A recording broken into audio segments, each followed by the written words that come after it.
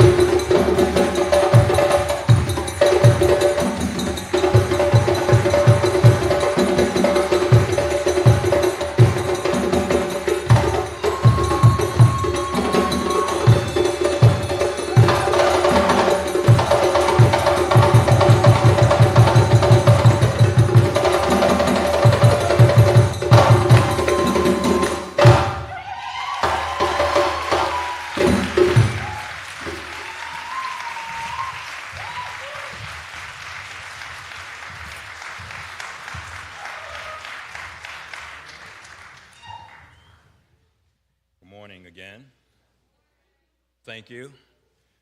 Next up, we'll have Larry Daniels with our welcome. He is the manager of the Stanford L. Warren branch of the Durham County Library.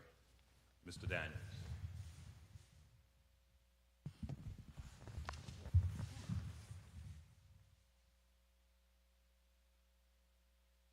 Wow, it's a hard act to follow. Give it up for the dance ensemble and the drummers.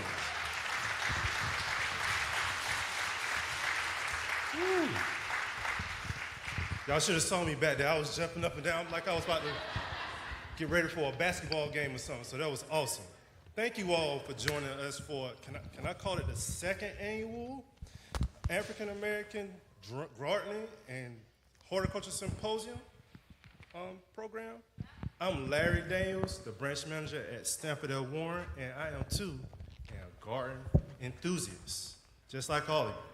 But this does not give y'all invitation to meet me in the lobby and ask me about what's my favorite plant. Please don't do that. I'm just gonna say it's the purple one. So whatever the purple one is, this is my favorite. Many of you may not know this, but it is a busy Saturday for the library. And so I am honored that you all are here. Like the library, there's a classification for everybody. So everybody has their own thing, and it looks like the gardening is you all's thing. So thank you all for being here. The Durham County Library prides itself on connecting the community, and what this symposium aims to do is show the definition of collaboration, the importance of storytelling, and what we can do to add more positivity to the environment. I want to thank the sponsors, participants, organizers, volunteers, and especially you all that are here. Thank you so much for being here. Let's get into the habit of doing more of these things. It doesn't have to be a large scale.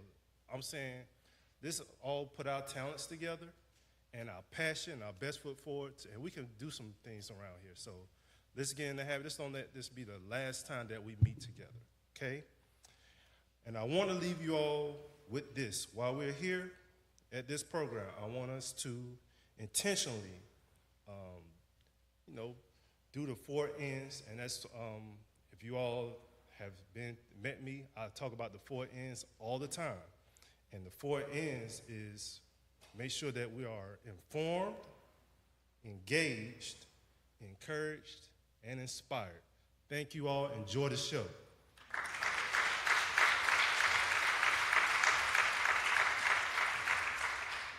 Thank you, Larry. Before we begin with the recognition part of the program, I just want to acknowledge and thank Miss Betty Jenkins. When you see these beautiful floral arrangements, that's courtesy of Miss Betty Jenkins. So she's not here, but let's give her a round of applause anyway.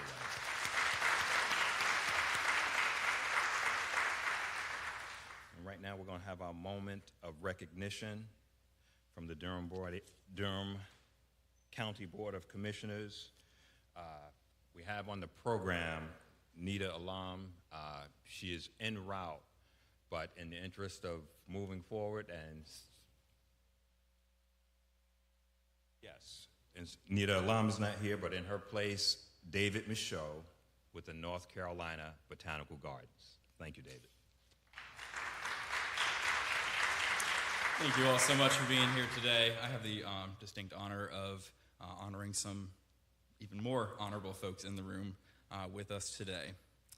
So on behalf of Nita Alam, this is the proclamation for Pearl Friar Gardening Appreciation Day 2025. Whereas Pearl Friar, a native of Clinton, North Carolina, established the internationally known Pearl Friar Topiary Garden in Bishopville, South Carolina in 1984 to unite humanity around the principles of love, peace, and goodwill, and inspiring the next generation of horticulturists and topiary artists. And whereas Pearl Friar attended North Carolina Central University, is a military veteran, husband, father, and friend to many, his personal life and exploits in horticulture epitomize the North Carolina Central University motto of truth and service. And whereas Pearl Friar's adherence to positive thinking, hard work, and perseverance and an appreciation of nature and the outdoors have led him to being celebrated in numerous books, magazines, newspapers, and television interviews. And whereas Pearl Fryer has been the subject of the documentary film A Man Named Pearl, awarded at Salem Film Festival in Oregon and Heartland Film Festival in Indianapolis, Indiana.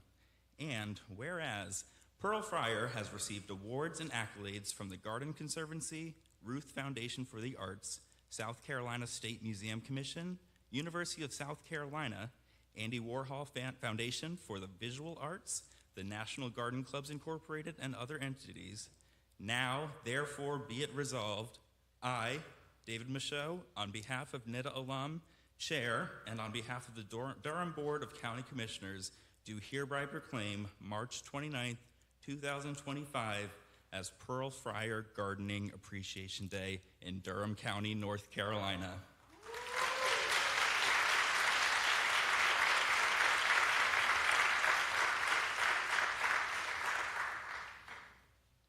And we're not done yet, folks. To receive that on behalf of the Pearl Fryer Topiary Garden, here's Mr. Ennis Bryant, the board chair.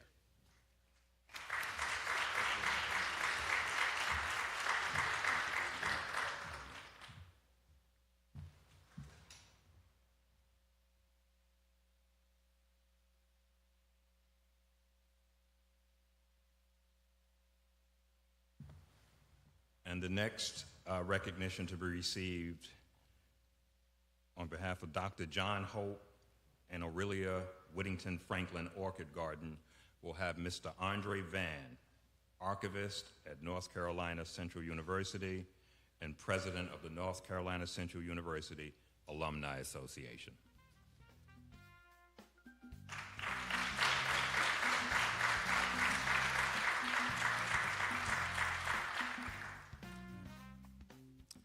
Whereas Dr. John Hope Franklin, the undisputed dean of African American historians, a former professor at North Carolina Central University, author of the widely read From Slavery to Freedom, and the James B. Duke Professor Emeritus of History at Duke University, and whereas Aurelia Whittington Franklin, humanitarian and librarian, served as advisor, editor, and research assistant to her husband, Dr. John Hope Franklin, and whereas Dr. John Hope Franklin, humanitarian, civil rights activist, crusader against environmental racism, nature advocate, and talented curator of orchids, and whereas Aurelia Whittington Franklin, a kind and selfless person, epitomized horticultural excellence in orchid cultivation, advocated civic engagement as a means of making the world a better place for future generations, and whereas Dr. John Hope Franklin and Aurelia Whittington Franklin have empowered North Carolinians and people across the United States of America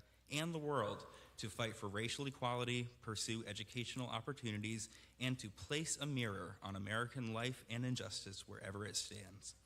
Now, therefore, be it resolved, I, David Michaud, on behalf of NIDA alum, Chair, and on behalf of the Durham Board of County Commissioners, do hereby proclaim March 29th, 2025 as John Hope and Aurelia Whittington Franklin Orchid Appreciation Day in Durham County, North Carolina.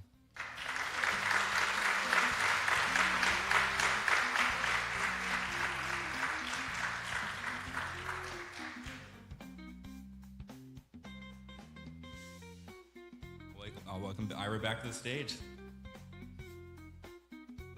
Thank you, David. Next up, we'll be receiving remarks from Dr. Vincent E. Price, president of Duke University, and then Dr. Muhammad Ahmed, dean of College of Health and Sciences at North Carolina Central University. Thank you.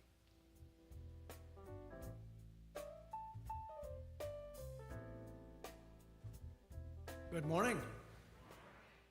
I am so very, very pleased to be here, and I'm delighted that Sarah P. Duke Gardens, Director Bill Lefebvre here with us, is partnering with Durham County Library and the North Carolina Botanical Gardens to shine a brighter light on the history of African Americans who've made tremendous contributions to gardening and to horticulture. I'm also pleased to be here to recognize John Hope Franklin, who was a special member, both of Duke and Durham and our communities. Professor Franklin's legacy as a preeminent historian has been widely established. He was Duke's first black faculty member to hold an endowed chair, and the John Hope Franklin Humanities Institute and the John Hope Franklin Research Center at Duke's Rubenstein Library are both named in his honor. Beyond Duke, he chaired an initiative on race for President Clinton, provided counsel for Thurgood Marshall in the landmark Brown versus Board of Education Supreme Court case, and he wrote the defining text on African American history. And yet, for all of those incredible accomplishments, Franklin once said that one of his proudest moments was when the president of the University of Chicago named the Phalaenopsis John Hope Franklin orchid in his honor. His wife Aurelia also has an orchid named for her. It was all very, very well deserved. Inspired by the orchids he saw while he was serving on the faculty at the University of Hawaii, Franklin became a dedicated cultivator of the plant, and every home that he lived in after that point had a greenhouse. In fact, it's been said that in part, his decision and motivation to move back here to Durham in 1982 was to have enough land to build his dream greenhouse, housing an incredible collection of 350 orchids. I was never able to see those, but Bill told me he did have that opportunity. Today's symposium will highlight many other horticultural contributions and influences from the African American community, and Duke is so very proud to help sponsor this event. I bring you greetings on behalf of the entire community and wish you all a wonderful day. Thank you.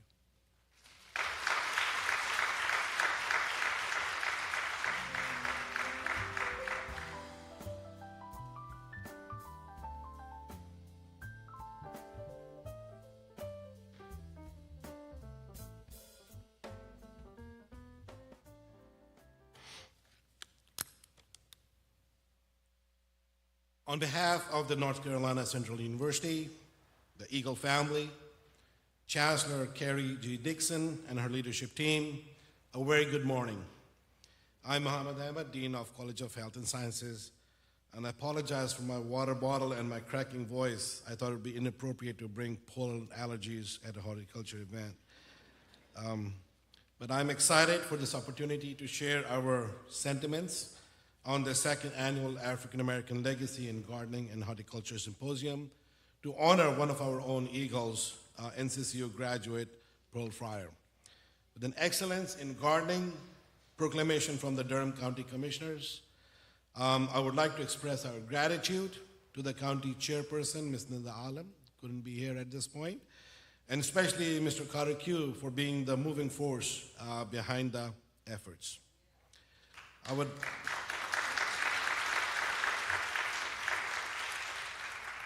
I would also like to acknowledge the continued support of Mayor Leo Williams for all things NCCU. Pearl Fryer is an extraordinary figure in the world of horticulture. I don't have to remind you of that. Widely recognized for his artistry in topiary gardens. Mr. Fryer's journey into the world of horticulture began as a simple hobby in his backyard, which soon evolved into a nationally acclaimed garden, drawing visitors from all around the world who were captivated by his unique approach to plant art. Fryer's artistry goes beyond traditional gardening. It is a form of living sculpture that challenges conventional boundaries. He has created elaborate topiary works, transforming ordinary shrubbery into stunning designs and which tell a story. His work became an inspiring symbol of creative expression and determination. His passion for plants and natural world became his avenue for overcoming adversity.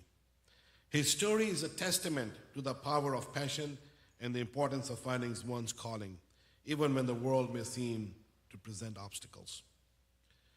Fryer's connection to his alma mater North Carolina Central, NCCU, plays a significant role in his history, in his story. He graduated from NCCU, a university that has been a beacon of higher education and empowerment of generations of African Americans. Although his degree wasn't directly related to horticulture, his time at NCCU influenced his determination and broadened his worldview, reinforcing the importance of resilience and self-expression. The university's commitment to nurturing diverse talents and fostering a sense of community likely played a key role in his shaping his own journey of creativity and self-discovery. Fryer's legacy serves as an inspiration to many. His journey proves that with creativity, dedication, and perseverance, anyone can transform their dreams into reality, regardless of the challenges they face or where they come from. To reciprocate this kind gesture of this proclamation, NCCU Office of Community Engagement will honor one student each year with a service award associated with our own community garden, and it shall be called Pearl Fryer Community Gardening Service Award.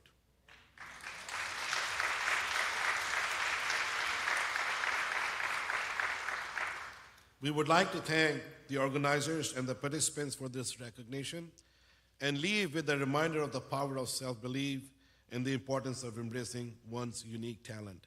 And I must give a shout out to the drumming band. It reminded me of the mornings as a child I used to spend in Gambia, West Africa, in the markets. Those are the sounds of Africa. I know that. Thank you.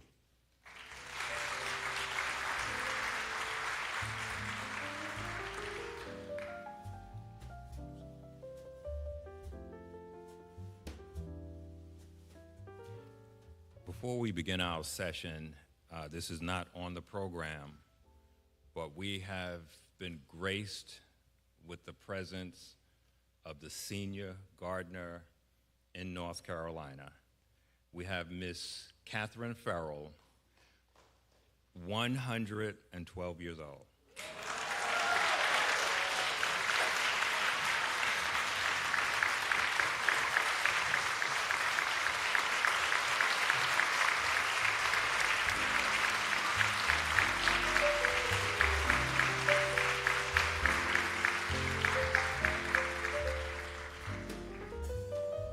Thank you. With that, we'll begin with the session number one. On time and on schedule, we greatly appreciate it. Without further ado, I'm going to step to the side and let the people do what they do. Thank you.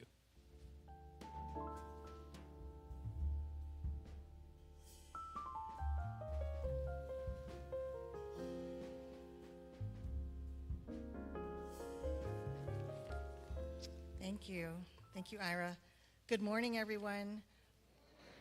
My name is Carol Hamilton, and I am the president of New Hope Bird Alliance, formerly New Hope Audubon Society. We are the Audubon chapter representing Durham, Orange, and Chatham counties. We're proud sponsors of this event, which is so closely aligned to our mission. We invite you all to consider participating in our bird-friendly habitat certification program, where we come to your place and advise how to make your property as best it can be for birds, wildlife, and humans. Our motto is improving habitat 1 yard at a time. It's my honor to be here today and to learn from the panelists and all of you and to revel in our common joys. Let me tell you a bit about our panelist and moderator for the first session, titled The Wisdom of Trees, Urban Forestry and Black Land Ownership in the Subaltern South. Alton Perry is the director of Roanoke Cooperative Sustaining Forestry and Land Retention Project. He oversees a team dedicated to supporting African American forest landowners in their efforts to retain land and build family wealth through sustainable forestry practices. Alton is uniquely qualified for his role, having retired from 30-plus years of service, I think. Did I get that right, Alton? A long time, in North Carolina Forest Service. He served in Wake County from 1982 till 2006 and was an outreach coordinator in the state office in Raleigh from 2006 till his retirement in 2012. If you'd like to come up, Alton, that'd be great. And Mr. Tyrone Williams is a third-generation North Carolina landowner and a nationally recognized tree farmer with the American Forest Foundation's American Tree Farm System. He's also the owner of 40 Acres Farm in Enfield, North Carolina, that he operates with his wife Edna and sons Trevelyan, Tremaine, and Tyron. Michael Gibson is a self-taught topiary and property artist who is internationally recognized for his unique and whimsical style. He's a North Carolina landscape professional with over 20 years of experience and was featured contestant on HGTV's Clipped with Martha Stewart. Gibson is featured in the book The Tree Collectors, Tales of Arboreal Obsession. I can't wait to read that. Why don't you come on up? And our moderator for this session is Mr. Darrell Stover, the head of the North Carolina Museum of Natural Sciences Grant Program, and he's a faculty member at the North Carolina State University. He's also a poet, naturalist, cultural historian, and an avid birdwatcher and science communicator committed to sustaining our planet and its biodiversity for future generations. Thank you all, and Darrell, if you would come up, and I will let you to it. Thank you.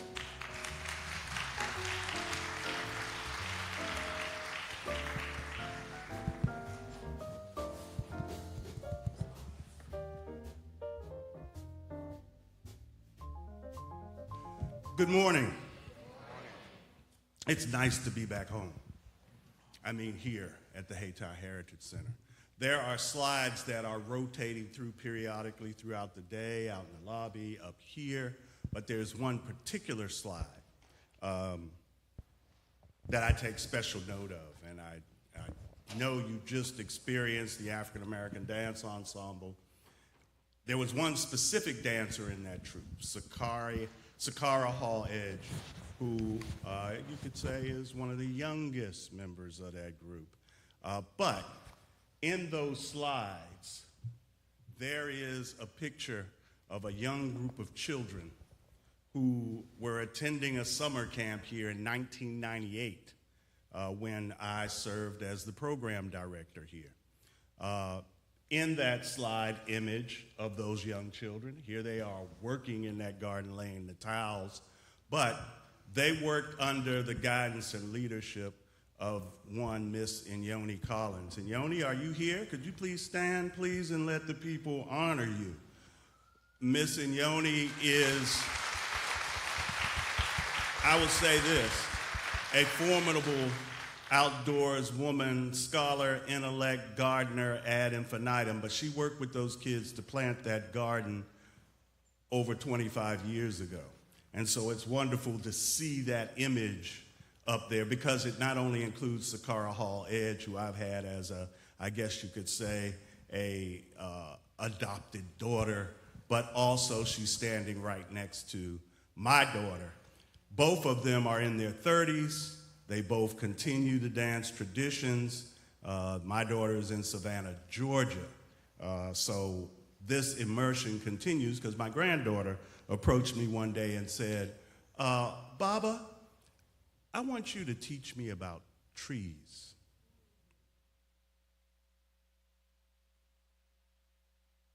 Striking. But for me, it's about how it starts young and continues to our ages. And so for me, growing up in Washington, D.C., right around the corner from the National Arboretum, it was a seed planted. I share with you a poem of mine entitled Ghetto Natured for the National Arboretum in Northeast D.C. It starts with this epigraph from Dark Water by W.E.B. Du Bois, quote, "The space to stretch their arms and their souls," unquote.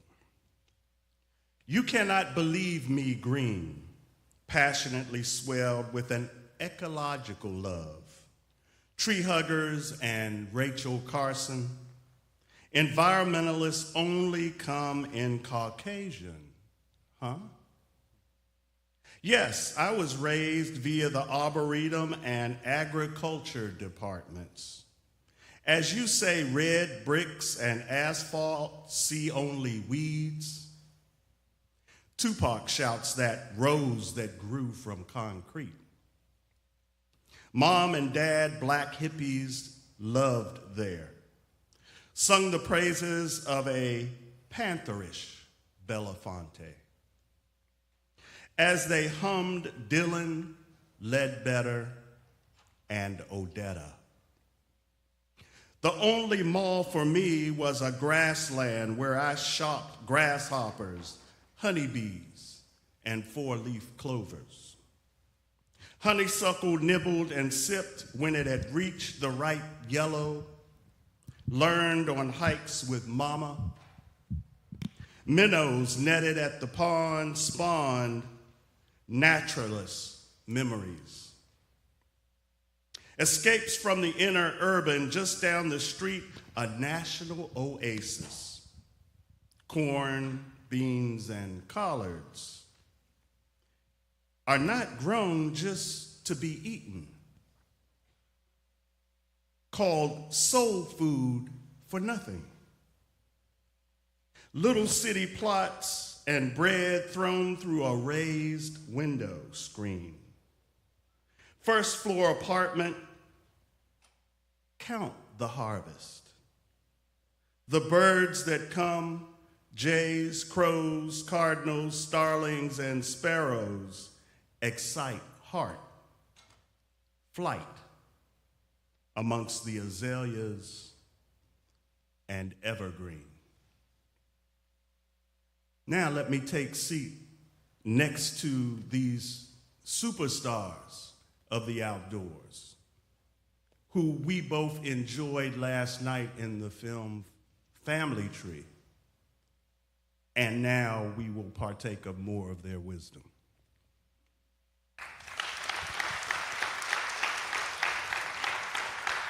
Good morning, gentlemen. Good morning. Good morning.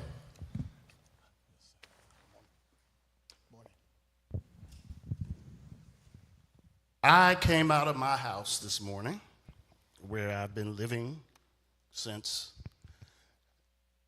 1996 in Cary, North Carolina, to bird songs, dogwoods in bloom, and that yellow pine pollen over everything.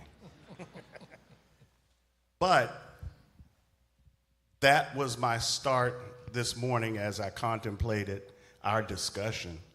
And as you just heard me relate, my early life experience that brought me into this space, tied to nature and green life and trees. And so I first want to get a sense of what was that for you? What was the seed that first planted you, or when you first acknowledged this joy of being in nature, outdoors? Well, I can start with that one. How's everybody doing today? All right, beautiful faces. This is amazing, right? Second annual. But to answer your question, it started young. You know, I'm the son of a beautician, my mother, and my father is an artist, right? So, but I'm the youngest of three older sisters, all right? So we did the yard, our landscape around the house as a family, right? So I started trimming trees and shrubs by 7. I got pretty good. My father, he already had these perfect geometric shapes around the property. You know, what I thought was just a chore, you know, turned into a passion. You know, it was a punishment. Oh, go outside and trim the bushes. Go cut the grass. Go, you know, rake the leaves. But then by 10, after a few years, I fell in love with being outdoors. You know, it was my escape. It was something that I felt very healing. Growing up I'm from Ohio. I'm from Youngstown, Ohio. If anybody knows about, you know, OH, any Ohioans? No. It's an Ohio thing. Don't worry about it. Springfield, I visited a great deal. My grandmother's sister. They don't eat cats and dogs, all right? They're not eating cats and dogs out there. Let's get that straight. No, but I grew up in a very rough neighborhood, and you know, I grew up in gang territory, and it was something to keep me focused. So at a very young age is when it started. By 7, by 10, I was doing the neighbors. High school, I was across town, and I started cutting hair at 10, and combining those two art forms together, and started, you know, finding that I can do something pretty cool with trees and shrubs, and be free with it, like Pearl Fryer did with his, topiary. I can be free and do whatever I want. And that's when I fell in love with it at a young age. Yeah. Good morning. Thank you all so much for being here. The very first thing that I need to do, of course, is to acknowledge my Lord and Savior Jesus Christ. And the second thing I need to do is acknowledge my Queen, Edna. All right.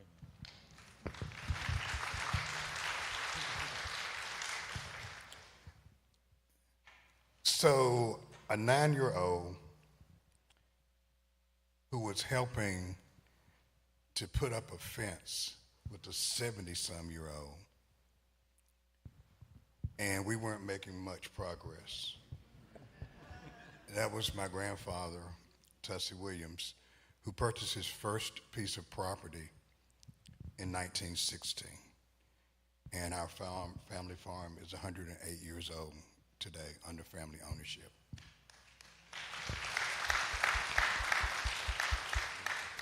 There was also a situation where, being an only child, and my mom never wanted me to get dirty. She used to make me change clothes 3 times a day. But my dad would take me to the farm and get me dirty. I think he did it on purpose, to take me back so my mom would have to clean me up. And I think that was the beginning, even though as a 9, 10-year-old and even younger, I didn't realize the seed that was being planted in me. And I think that was the start and the impetus to where we've been able to go today. Well, good morning, everyone. Hope everybody's doing well. Glad to be here. It's an honor to be here on stage with these gentlemen. So my story, I'm a local kid, so to speak. I grew up in a little town not too far from here called Kittrell, North Carolina. Anybody ever heard of Kittrell, North Carolina? Okay, great. And so my dad was a sharecropper, and so I suppose it was in my DNA to go into this type of field. But I also want to thank my mom, because if any of you ever grew up in the country, once you go outside, you can't go back in with that screen door slamming back and forth. Boy, stay outside. So we had to stay outside. With my cousins and my brother, we were always in the woods. Always in the woods, always in the creek, just doing things. So I suppose it was in my DNA to do something either in the agricultural field. I'm still not quite sure when I shifted into forestry. I just started liking trees and just getting more involved with it. And when I went to school, I got to learn more about how to manage those trees. Then also I got an opportunity to learn how to assist people. So I suppose it's in my DNA to do this type of thing. Great. There's a book that I've had for just a slight minute, but it's called Nature Swagger. That's what each of these cats got. Nature Swagger.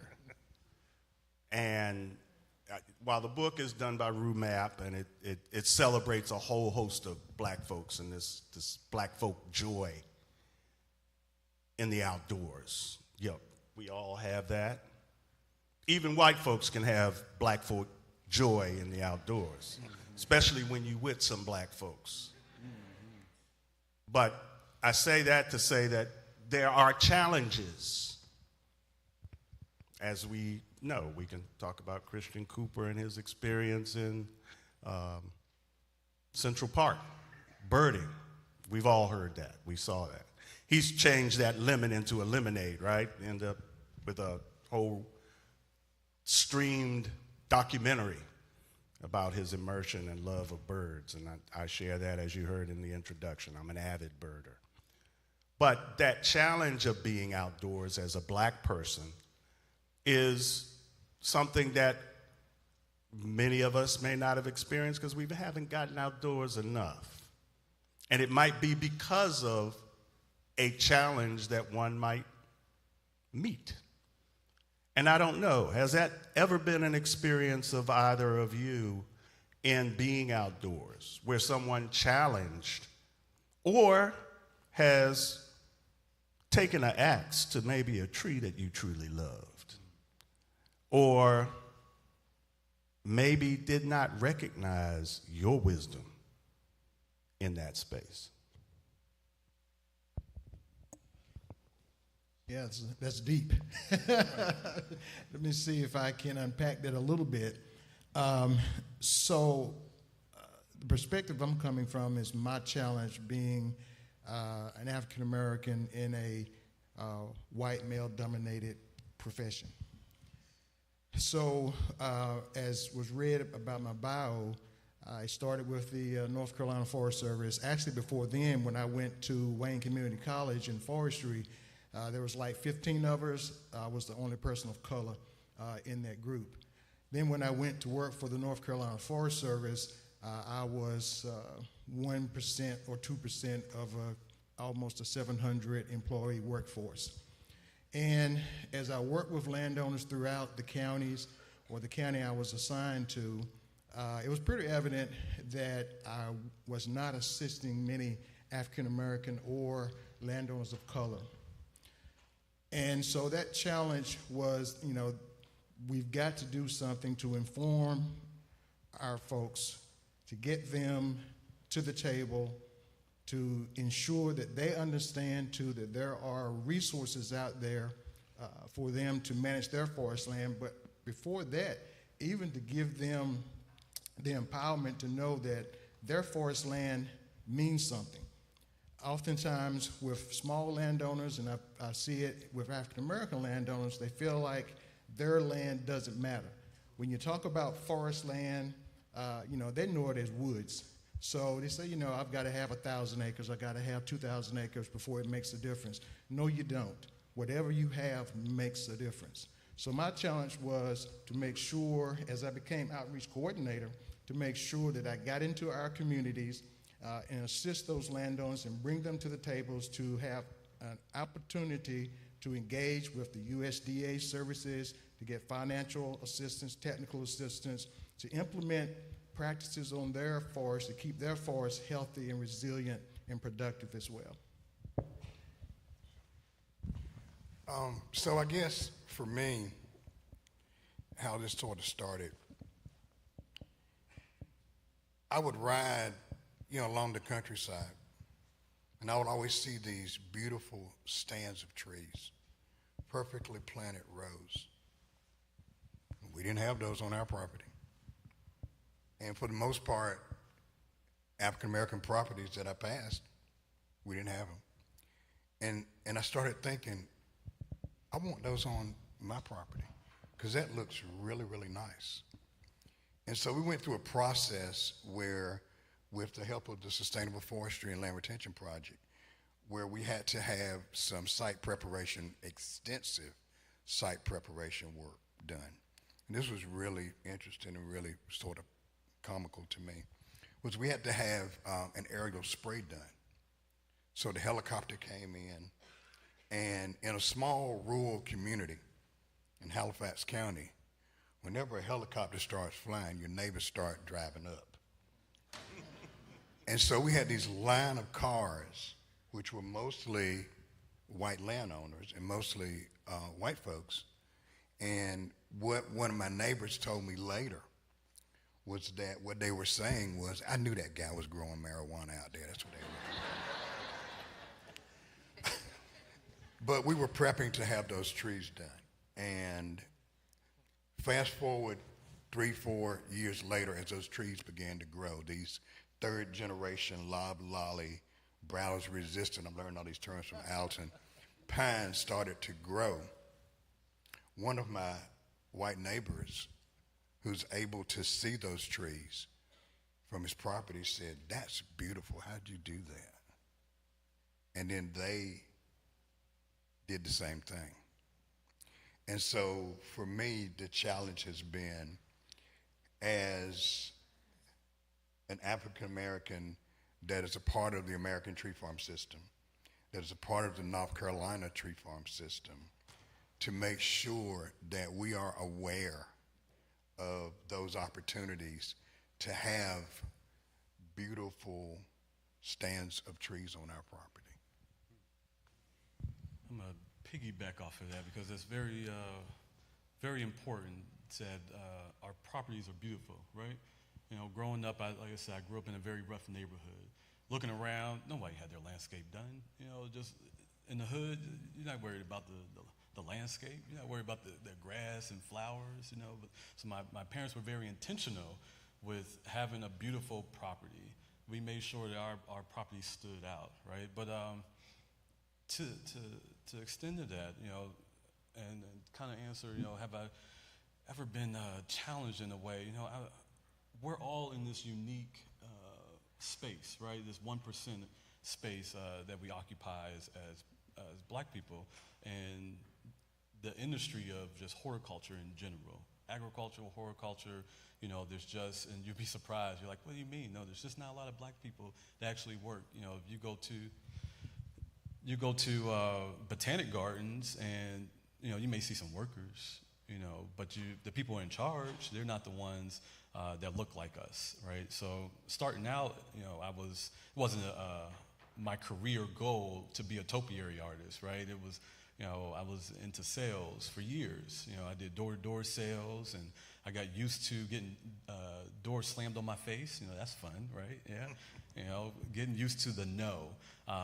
But it just made me more confident. But I took what I learned from the sales side of it, and I would just go randomly into neighborhoods and just start knocking on doors and tell them that, hey, I like your trees and shrubs. I can do something with those, right? You know, I was able to sell. And then as a black person going into the suburbs, knocking on random people's doors, you know, a lot of people weren't answering. You know, a lot of people were looking out the window. And I remember this one particular neighborhood, I probably knocked on maybe, 50 doors. No. People weren't even answering. Like, I got cards. I got a shirt that got my, logo on it. And it's like, no, I don't know who you are. Who sent you over here? I already got a guy. It's like, okay, cool. But there was this one couple in the neighborhood, these wealthy black people, that gave me a chance. And it was so funny because the same doors that I knocked on that said no, after I did that couple's property, the next door neighbor came over and said, hey, can you do mine? The people that said no across the street came back over. Hey, can you do mine? The people next door to them. And next thing you know, I did the entire block of this particular neighborhood. You know, and I went out on an initiative to want to beautify my hometown, Youngstown, Ohio, because I felt that beauty should be everywhere. It shouldn't be just be in the suburbs, right, where I'm going. I would take those funds, and that I was, getting from these suburban homes, come back into the hood, and charge pennies to my neighbors, charge pennies to my constituents that, I grew up with, to my community. So I'm from the south side, 3400 block up the hill, right? You gotta be specific when you talk about Youngstown, right? There's a lot of places, right? I'm from 3400 block. It's a difference, right? But it's a difference, all right? So, but I made sure to, put most of my work on the south side. I went on a mission to create 330 topiaries to model our area code 330, right? Yeah, it's like, wow, that's crazy. 330, y'all. 330. You get that? 330. 330 is Youngstown's area code. I wanted to do something advantageous. I wanted to do something that was, help change the narrative. We were known as, murder capital and, the violence and the blight and mob town, right? I wanted to change that narrative and say, well, if I can put all this beauty, I can create more peaceful environments, right? And maybe it can cut down on this violence and people can start looking at Youngstown in a different way. Well, when I started out, people weren't going, very supportive. You want to do what? 330. Why don't you just do 50? How about that?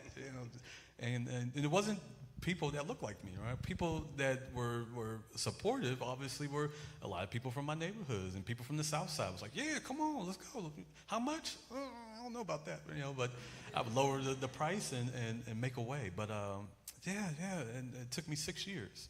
It took me 6 years, and in May of 2020, I created my 330th topiary around Youngstown, Ohio, right? Isn't that something? That's crazy, right?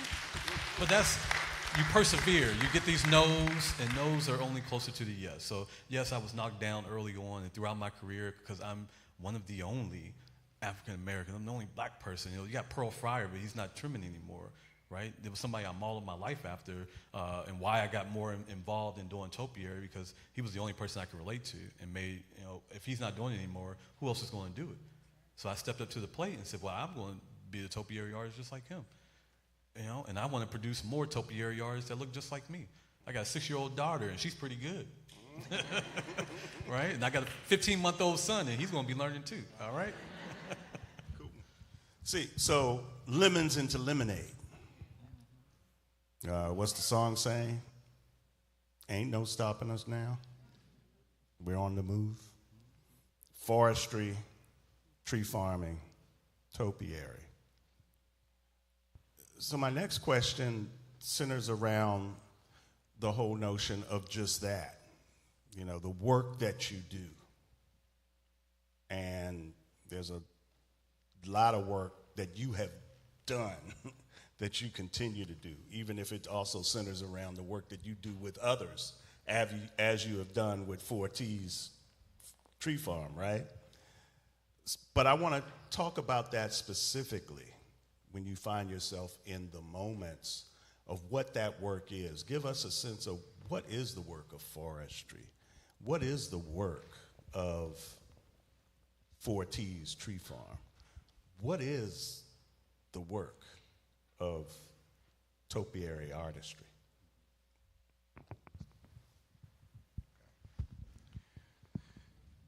So the work of 40 Acres is a love of family and a love of our ancestors. As I mentioned, my grandfather bought land. He bought 38 acres in 1916. That was a great feat for anybody during that time, but particularly for an African American. Some 6 to 8 years later, he bought 100 acres. My grandfather farmed. My grandfather was also an entrepreneur and had a store on his property. However, my grandmother, Roxana, was the driving force behind all of this. I do remember as being a very young child, my grandfather sold 1 acre of land to his best friend to put a house on. And my grandmother had a hissy. And he never sold another piece of land to anybody. I think the work of 40 Acres is a part of the larger Williams family farm. Our farm is still 195 acres to this day. A majority of it is, to give you a sense, a majority of it is leased out to a tenant farmer. About 107 to 111 acres, about 80 some, 90 some is actually in trees. 40 Acres itself is 45 acres. And that name, of course, comes from the 40 acres and a mule that African Americans were promised after slavery, but also, as God would have ordained it, that my wife Edna and I would have 3 sons, and we named them T's. So there's Tyrone, there's Trevelyan, Tremaine, and Tyron that makes up the 4 T's. And we also say that the double E's at the end is the energizing effort that Edna brings to our family legacy. We were totally engaged, or at least I was totally engaged upon retirement. And again, I never farmed. I was in state government for 33 years, and upon retirement, really didn't have anything to do, and I started going talking to the trees because they didn't talk back and they didn't have attitude. And I thought, well, that's pretty cool. I can talk to them. And so I started on this forestry journey, as I mentioned, about the beauty of the trees, and I wanted that on my property, so we started there. Edna was still working, and once she stopped working, we started with a small 10 by 10 space in the back of our house, in the back of our garage, growing our own vegetables. That was the beginning. And I kept talking to my 3 sons about this generational wealth thing of forestry. You know, the trees are gonna create generational wealth for you. And in their 20s and 30s, they heard me. But when you're talking to a 20-some and 30-some year old about some trees that they can do something with 35 years from now, it doesn't really matter to them. So Edna really caught that, and she started talking about how we needed to diversify, how we needed for that young group of folks to have a space where they could see immediate gratification. So we started diversifying into growing natural vegetables. So the work of 40 acres is basically forestry, tenant farming, natural gardening, and since we've been in this space with Alton, we have been so fortunate and blessed to be able to mentor other families.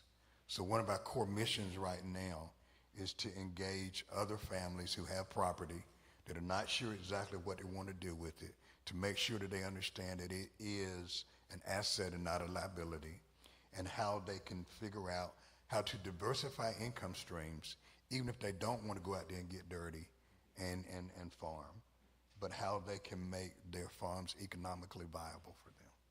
That's the work of 40 acres.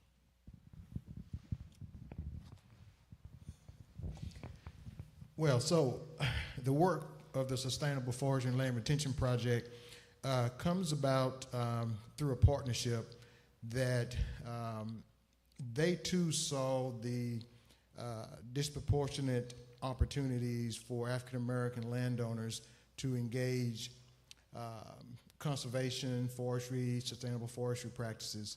So in 2012, the partnership of the U.S. Endowment for Forestry and Communities, the U.S. Forest Service, USDA, and also USDA, the Natural Resources Conservation Service, wanted to bring together this theory of change through a partnership, and was around the question of what if.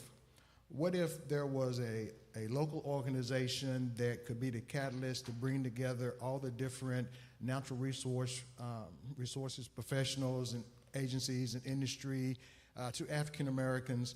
Would they engage? Would they begin to take part in USDA programs, other forestry and conservation related programs? Would they begin to address issues around estate planning and also, which is legacy planning as well? And so we were given, Roanoke Cooperative, which is a rural electric co-op. They recently dropped the name of electric in their title because they do a lot other things than just service electric to their membership. And so we were given, there were 4 sites chosen to test this theory of change. And so our job was to bring together all these agencies and educate landowners, and they just wanted us to move the needle somewhere. The landowner didn't have to complete their journey of objectives, but they wanted them to move somewhere. And within that 30-month period, it was pretty evident that this model would work. The Roanoke Cooperative, along with the Center for Heirs Property in South Carolina, Charleston, South Carolina, some of you may be familiar with, and also an organization in Alabama, the Southern Cooperatives. And so through education, because we hear it so many times, and let me put an overarching concept there too. I love trees, I love our forests, regardless who owns them, of any demographics, because you matter in all the different challenges we are facing with our climate today. But it's pretty evident that when you go to a workshop and there's no diversity there, it's all older white men. I mean, let's just be real about it, okay? We're in church, we need to be real about it. So we got to make a change. And so the project would go out into the communities, start talking with landowners, and we started to bring in African American landowners to our project. When we started this back in 2012, we had 0 landowners in our project. Today, we have over 400 landowners in our project. Thank you. We are approximately 30,000 acres are under management now.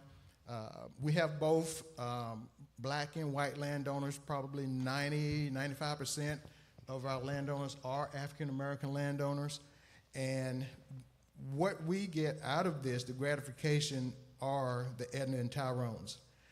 Tyrone won't tell you this, but it took me about 2 to 3 years to get him to come and talk to me about the project. I didn't trust him just because he looked like me. So again, that's the thing. You have to gain the landowner's trust. And with our staff who are in here today as well, you probably meet some of them. It's really about gaining trust. If you do what you say and say what you mean, you can gain people's trust. And if you are consistent, and if you make a mistake, just own up to it. Just own up to it. Just own up to it. My mind went somewhere else about owning. But anyway, just own up to it. But that's the work. The love of seeing people who come in who are timid and not sure about what they want to do with their property, and they come out the other end engaging with these agencies, getting things done on their properties, and also leading other landowners through that process because they now become mentors. That's beautiful. Beautiful work. Yeah, you guys are doing some wonderful work. What is topiary? Just so everybody understands, topiary is the art of trimming trees and shrubs into any shape. I believe some images has been rolling behind my head of some of my work of the topiary creations I was able to create. But topiary is so much more than trimming trees and shrubs. I traveled the country as I would say I'm the leading educator on topiary in the country of any demographic. There's no one doing what I'm doing in the country. I mean, I go from Seattle to Tampa. I'm somewhere every month, and I'm educating people on the art, and not just the art, but the therapeutic benefits of topiary. Because, I mean, all gardening is therapy, right? Our ancestors sang, they were happy, it was horrible conditions, but they made it work, right? They were singing, they were, a release to all the horrible things that were going. They beautified, especially in the South. All the botanic gardens are plantations, right? They're all, so who started all those beautiful botanic gardens? We did, right? We tended those lands, and so that was like the beginning. That's something that I draw on, and beautifying the land of the world.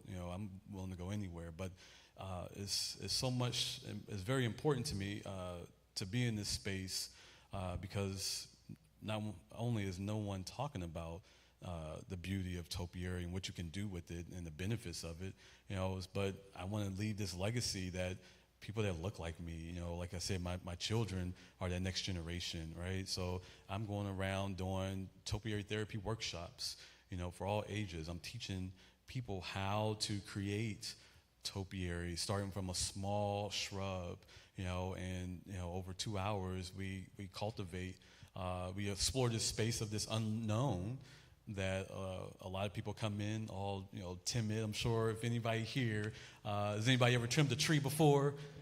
Right? Yeah, they're like, I don't know. Everybody's a topiary artist here and then, right? By definition, but there's levels to it, right? And that's exactly how people come in. They're timid. They're like, I can't do this. They're so doubtful. But I walk them through the process and get them to understand that anybody can do topiary. Anyone, any age can do topiary. This lovely elder, she's 112 years old. She can go out there and do topiary. I bet she's done some topiary in her life. She's trimmed some hedges back in the day, right? Yeah, I'm sure you have. Yes, ma'am. But topiary is there's a lot that you can do with it. So educating people, doing lectures, demonstrations, showing the possibilities and how free you can be. I started when I was 7. I've been doing this for 31 years. I just never stopped. By 10, I learned how to cut hair. I started doing my neighbors. High school, I was all across town. My 20s, I started getting really inventive and realizing that I'm an artist myself. I've won awards for pictures and stuff, but I realized that I can sketch something out and put it on paper and put it into a tree and a shrub, and that changed the game, because then I realized that I can envision this, I can see the future. I can plan this out and see this blank canvas. And these are things that I go forth and teach others about. Because everyone needs to know about topiary and how it's a catalyst for healing.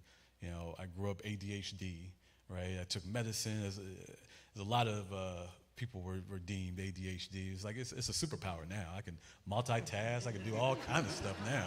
Yeah, it was a hindrance in school. Like, oh, he can't sit still. Now, property, I'm all over the place. Yeah, it's like I'll start this and then go over here and do this. You know, it helps. It helps. But it's something that calms me down. I would say I'm one of the most patient people you ever meet. Oh, nothing gets to me. I can wait hours for things because that's topiary. That's gardening. You plant a seed and you got to wait for it, right? Topiary, you got to look 5, 10, 15 years down the line. You know, it's not something that just is instant. Yeah, I can make some cool designs, you know, that looks good right now, but I'm thinking 5, 10, 15 years down the line. What is this going to look like in year 20, right? You know, and that's what, when you were speaking to those loblolly pines, it take a long time, 30 years for them to get 30 feet. And then you reap the benefits, right? You reap the benefits, and yeah, that's the art of topiary. You know, just creating peaceful sculptures and realizing that you can heal through trimming and pruning, right? So go forth and prune some trees, people. Do whatever you want. Don't follow a doctrine. You know, just be free. You can make any shape. Any shape is a topiary. Okay. Don't think it has to be round. It has to be cute. You know, look at this work I've done. Right. It could be anything you want. That's topiary.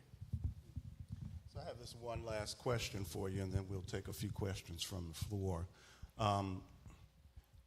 I, like Carter Q, believe in the power of the document, the power of documentation and archive. Actually, there's the Forest History Today, and there's actually an article in this particular issue from 2018 about a Mr. Pinkett, who was a major African-American archivist. But one of the things that he did was he wrote book reviews for this very same periodical and others that situated themselves around agriculture and gardening. Now, he started out primarily focused on Black history as the key example and working closely with the National Archives. But he transitioned there. The organization that publishes this has here the Forest History Library. So I'm going to say, in time, Google that and go visit that space and place. Everybody, Black, white, Latino, whatever the mixture is, male, female, ad infinitum, get out to these spaces that are engaged in our natural resource. And then, as document, this week's earlier Washington Post, and my wife brought back one from home on Tuesday when she caught the train back from being up in D.C. But there was this article, why the trees in my neighborhood keep disappearing. And he lists several types of trees, inclusive of the willow oak. And so this is my last question. First off, specific species, because that's the science communicator in me, and you've referenced loblolly pine. But what are the significant species of plant or trees that you've engaged? And we sit in a city. We sit here in Durham. And are there some lessons for the denizens of the city? And you come out of the city, so there's probably a whole lot you can say to this regard, as you've said. But what are the lessons relative to those species that you've been engaging, and what might be some possibilities of that health and well-being and engagement of forestry manifesting these people's lives here and their children? I'll take a shot at that start. I won't be specific on types of trees or species of trees. I'll just be a little more general about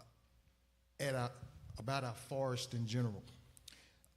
All of the statistics and information that you see that we are losing our forests daily. I think I just read something last night, matter of fact, in Wake County where I live, over the last 9 years or so, over 20,000 acres or so have been lost. And what's the cause of that? Unfortunately, it is us, because we got people who love North Carolina and they're coming here in droves. And so we're losing our forests.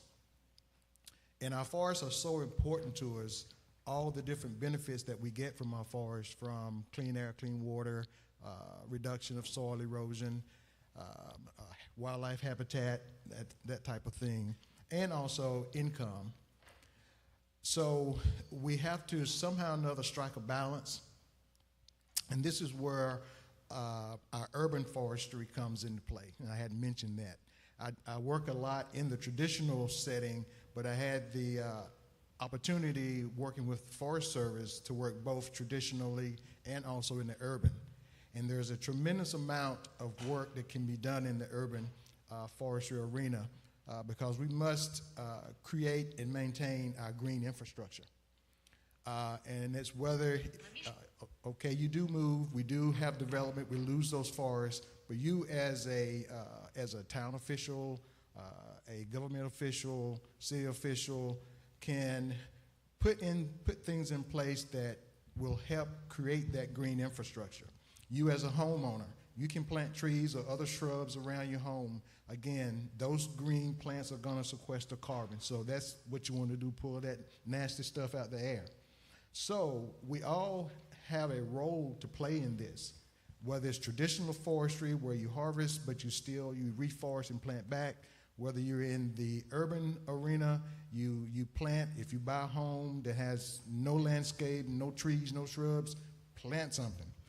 If you plant something native, okay? So, because there are a lot of benefits of planting things native that benefit our wildlife, our bees, and things like that. So just do something yourself that you have a spot in this game, if you will, that I can make a difference. I don't care if you don't plant but one shrub, you're making a difference. Okay? That's one of the things we have to get away from, and I see it with our landowners all the time, is that they don't believe they have an asset. If you plant trees, shrubs, or anything on your property, that's an asset. It increases your home value, of course, but also is doing something naturally as well. Okay? So this my 2 cents worth. I'll jump in next. You're so right. With planting trees and shrubs around your property increases the home value, right? Your property value, but it's that curb appeal, right? It's not just planting them. Think about doing something creative with those shrubs, creating a topiary. That's going to increase your property value by more than 15%. If you're thinking about selling that house, what's the first thing you look at? The outside. What am I going to have to do here? That's a nice landscape. I don't even need to see the house, right? I can work with this. It's already set. That's something that's very important. Now, thinking of species, when you say native, things that are native to the South, as in shrubs wise, I noticed that a lot of people plant boxwood, but I'm sure a lot of you that have boxwoods in your property are probably noticing this copper tone color to them, right? We call that boxwood blight, right? It's a disease that's sweeping across the world, all right? And I highly recommend, I used to do a lot of boxwood creations, and I still do, but as long as they're healthy and they're being fertilized and whatnot, but some of them are unsavable, and I try to move away from messing with boxwoods, and I see them being taken out in droves. But then people, instead of planting something, that is a replacement, they put, some grass there or something. They take the plants out. But if you're going to take a plant, a shrub, a tree out, replace it. You say with something native. So something that you can replace an alternative for boxwood or buxus.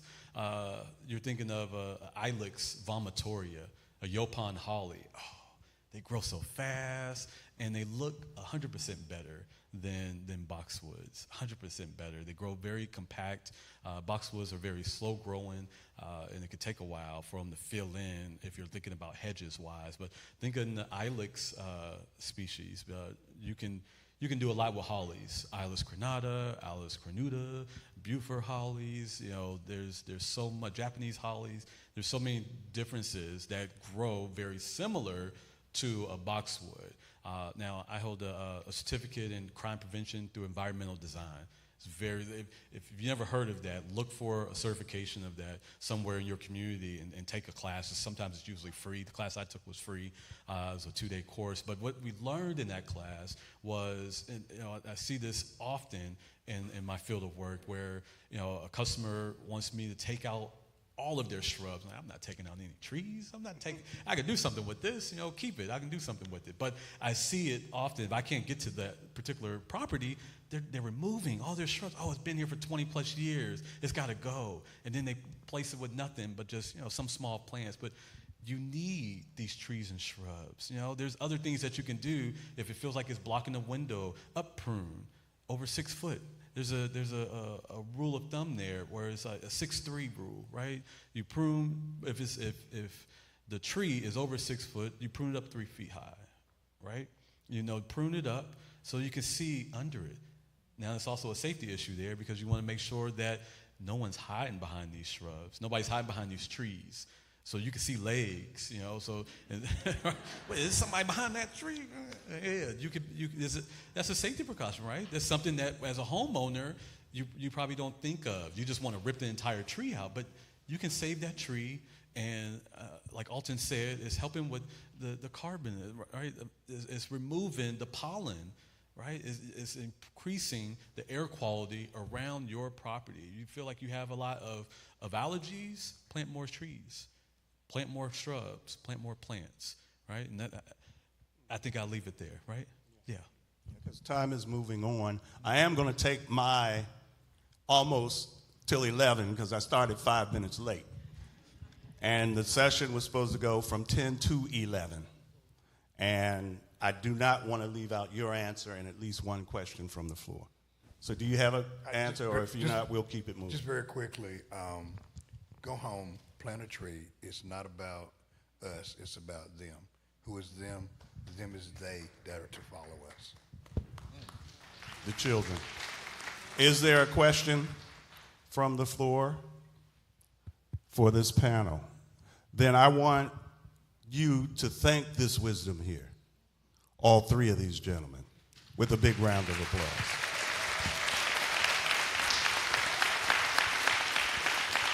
And I encourage you to seek out those green spaces in our area.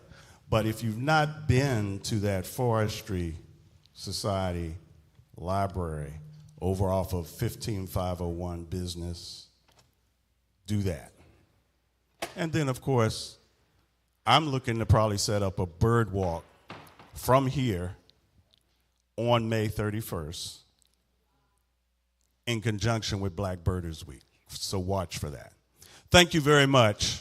More power to the rest of the panels and moderators that come after us.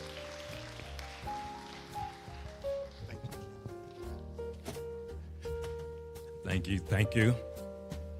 We're going to take first let's thank the panelists and give them another hand.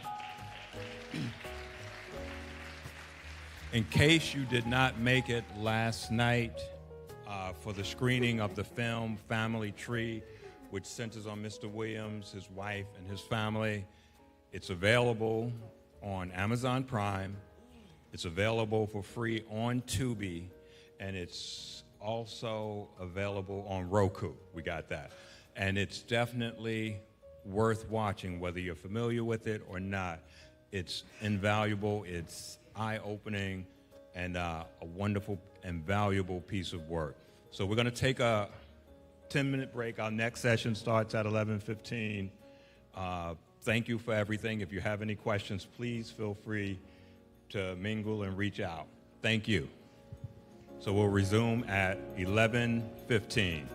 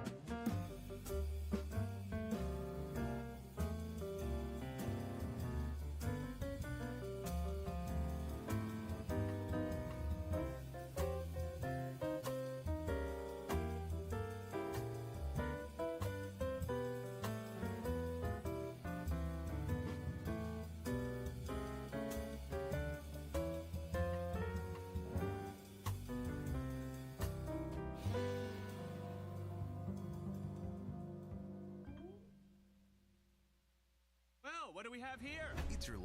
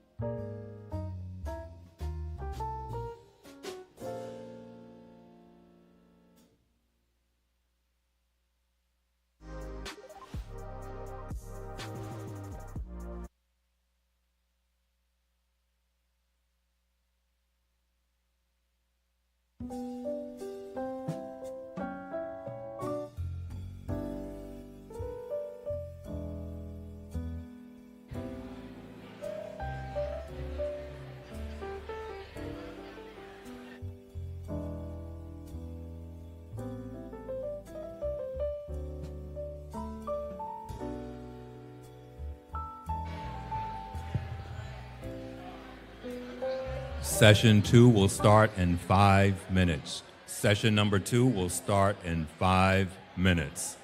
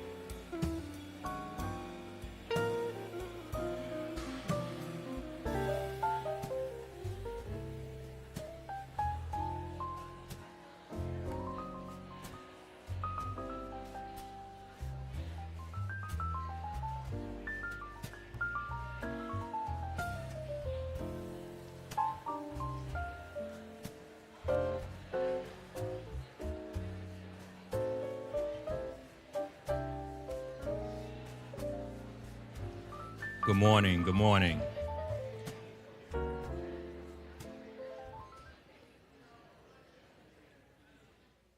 Excellent. Great. We're about to begin session number 2. And here to introduce the presenters is Desiree T. Palmer with the Durham Library Foundation. Good morning. I am representing the Durham Library Foundation, and we are a proud sponsor of today's second annual African American Gardening and Horticultural Symposium. This is actually my first time attending, but I especially want to thank Carter Q, who invited me to be a part of this program. This has brought back so many memories and stirred up so much of a connection for me. My dad was an avid gardener. He was the seventh son of a farmer in Rutherfordton, North Carolina. And in his later years, he became an herbalist. And he was an herbalist in Washington, D.C., and then moved here to Durham. So thank you, because it's in my DNA, and I just got to get there and find it. And last night, the movie, I know you all have heard, and the panelists that came on before this group really, really brought it home for me. So I hope you all enjoy the rest of the day. So now on to our panel. I'm going to start, Justin, I hope it's okay. I'm going to come back to you. I'm going to start with Wamboy Ippolito. And she is the founding principal of Wamboy Design. It's an award-winning landscape designer and a horticulturist who was named one of 11 revolutionary female landscape designers and architects everyone should know. And that was by Veranda Magazine. Her work is influenced by her early life in her native Kenya. And in addition to her garden work and landscape design, she lectures widely here in the States and internationally. Let's give a hand for our first panelist.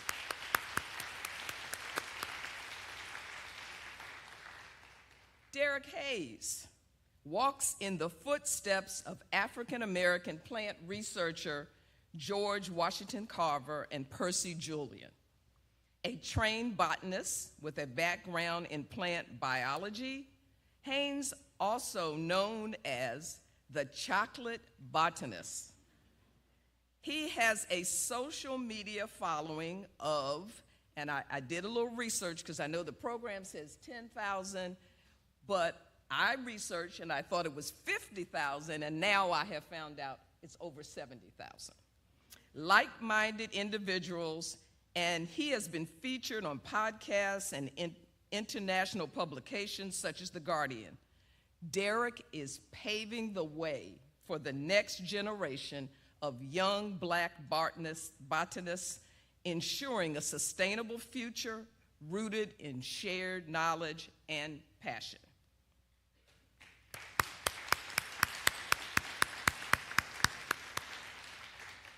Our third panelist, Terry Spate, a native Washingtonian like myself, is an author, former head gardener for the city of Fredericksburg, Virginia.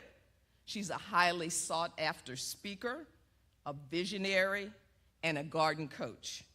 She is the author of The Urban Garden, 101 Ways to Grow Food and Beauty in the City, and the recently published Black Flora, inspiring profiles of floriculture's new vanguard. Black Flora is the first book to feature profiles of contemporary Black experts innovating in the world of flowers.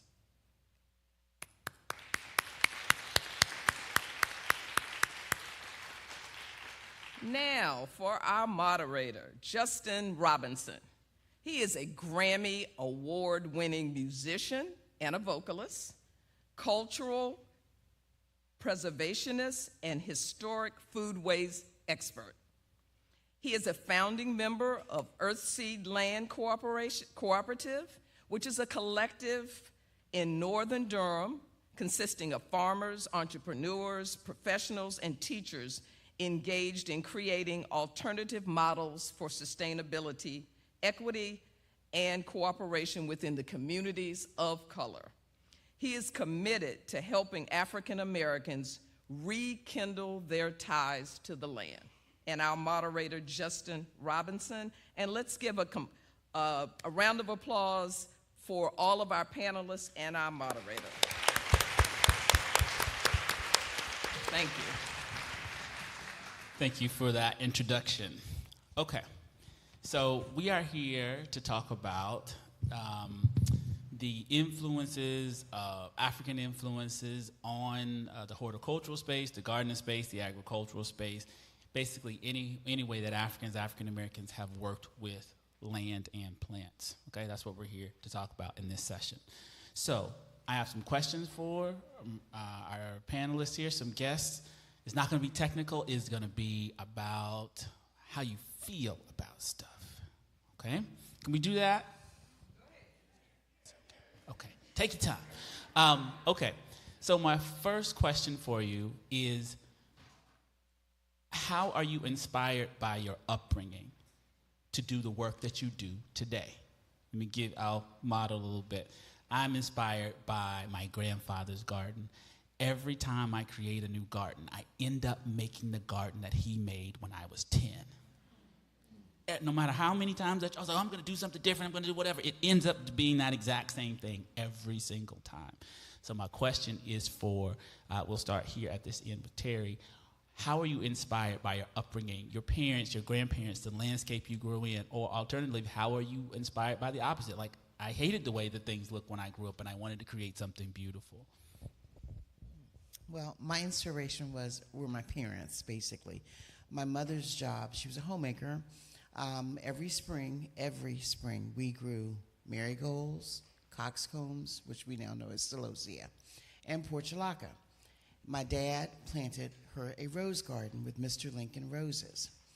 But there were always hydrangeas, whether it was in front of my house, at my mom's people's homes in South Carolina, and even here in North Carolina where my kinfolk are. My kinfolk are here. But the hydrangea, and what's funny is it's 4 of us.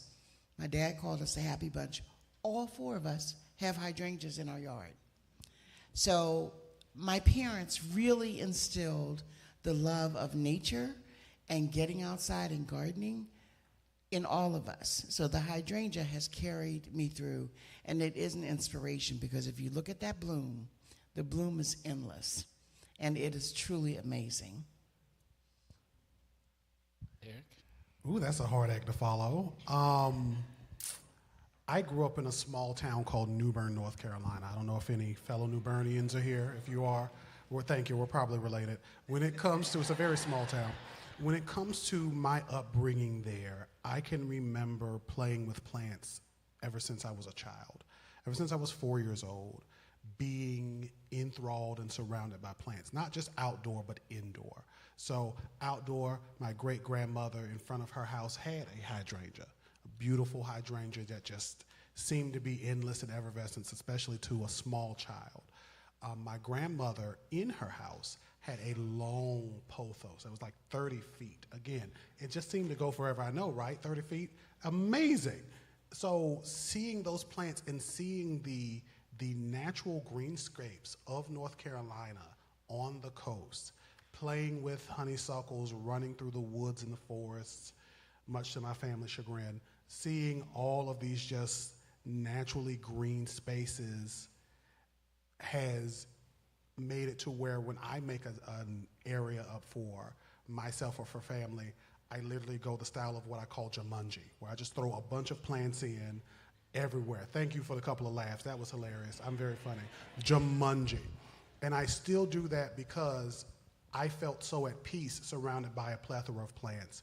I hope others can find the same. So I was born in East Africa, in Kenya, and I spent a lot of time, and still do, in the Rift Valley where my family has a farm. And if anybody has ever been to safari in East Africa, you know there's that wide, endless vista. So my understanding of the landscape from birth was something that is very wide and endless. So when I eventually, through the decades, ended up doing the work that I do, that was always my primary optic, creating the sense of a wide vista. I also happen to be the child of a woman who got both my parents gardened, but my mother is the real gardener. And she always had a beautiful garden wherever we lived in the world. My mother was a diplomat, so I was able, as a child, to live pretty much in many continents and was able to see how people gardened there and learn plants through my mother's gardening.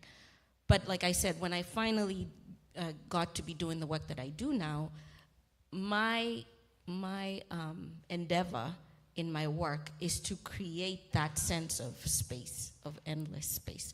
So my homeland has truly infected and affected the work that I do today. Great. I asked that question because I think that as human beings, we bring our ancestral landscapes with us wherever it is we go. Everybody does it, by the way. And so I want to ask the question. You touched on it, so I want to ask that question there. If you know your ancestral landscape, let me model for you. My ancestors are from the savannah, right? We are from sort of northern Nigeria, right, where there are not many trees.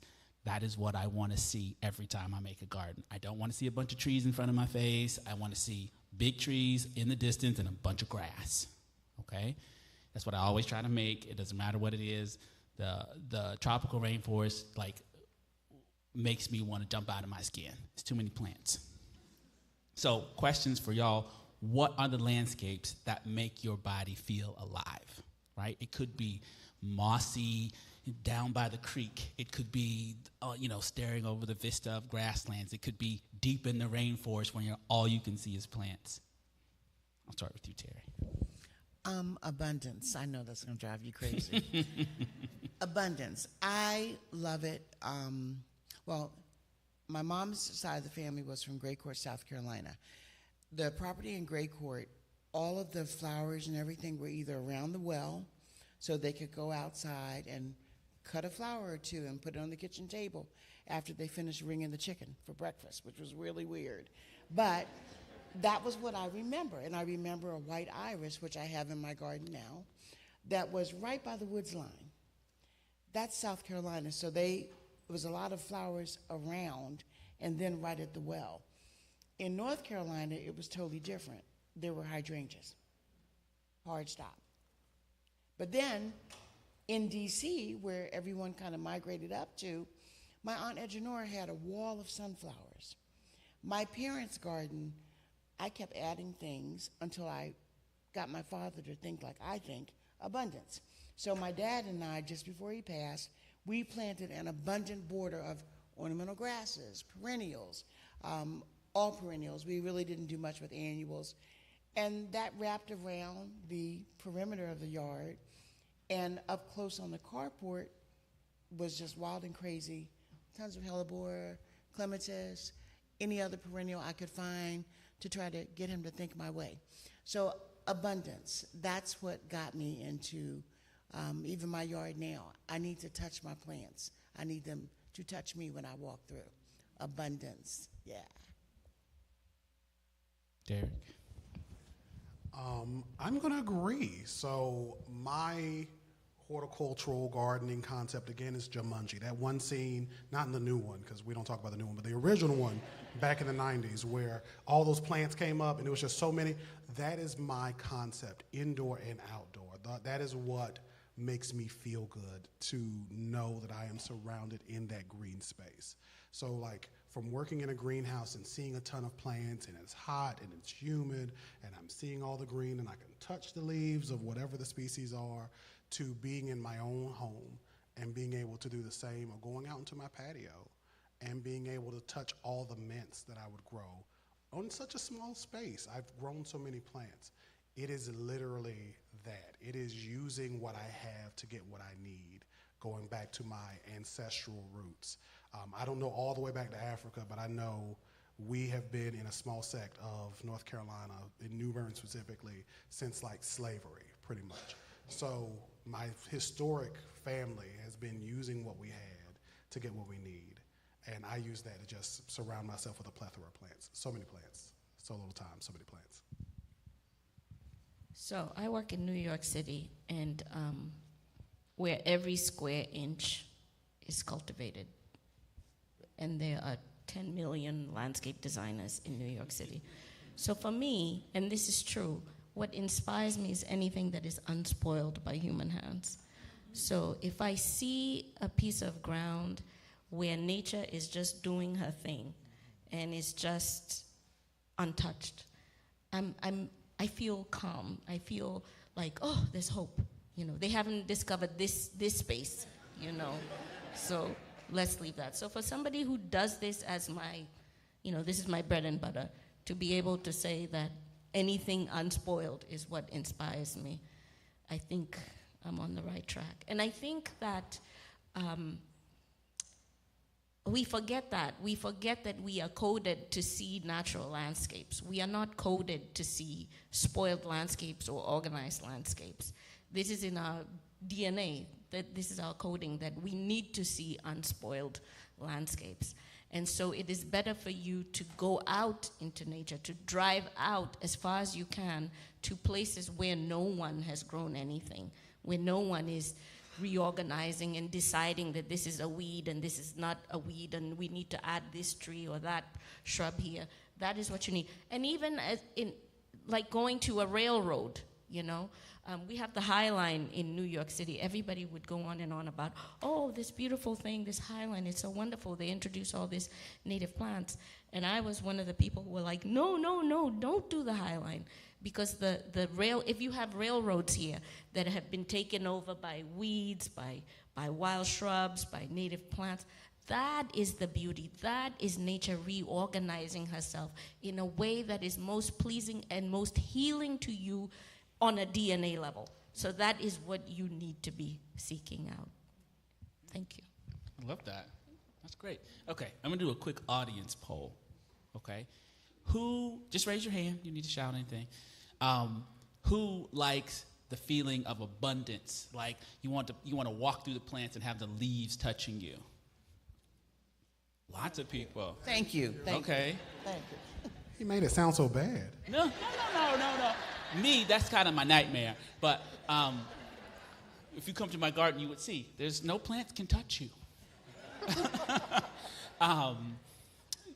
Who are the people who are more like me? You want to be around it, but don't touch my body. Okay, a few people. The grasslands, people who like to look out into the vista and like, this is beautiful, but don't touch me. What about the people who you want to be snuggled down in like a little mossy brook where like everything's green and there's moss growing on logs and you can be down in the creek and you be basically in an amphibian. Okay, there's a lot of that. And who likes the rocky, dry landscapes like California, like Southern California and that? Okay, we're in the South, so that makes sense. We got all the plants you could stand here, right? All the plants, you can walk through something, you can be touched by plants as much as you want to. You're in the right place. I was just wondering. Okay, so here's my question for y'all, right?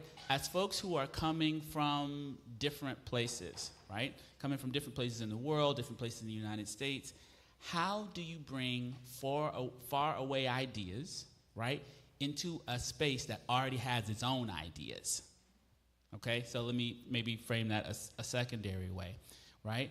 For me, like my ancestors are not indigenous to the land. How do I find myself fitting here horticulturally speaking, right?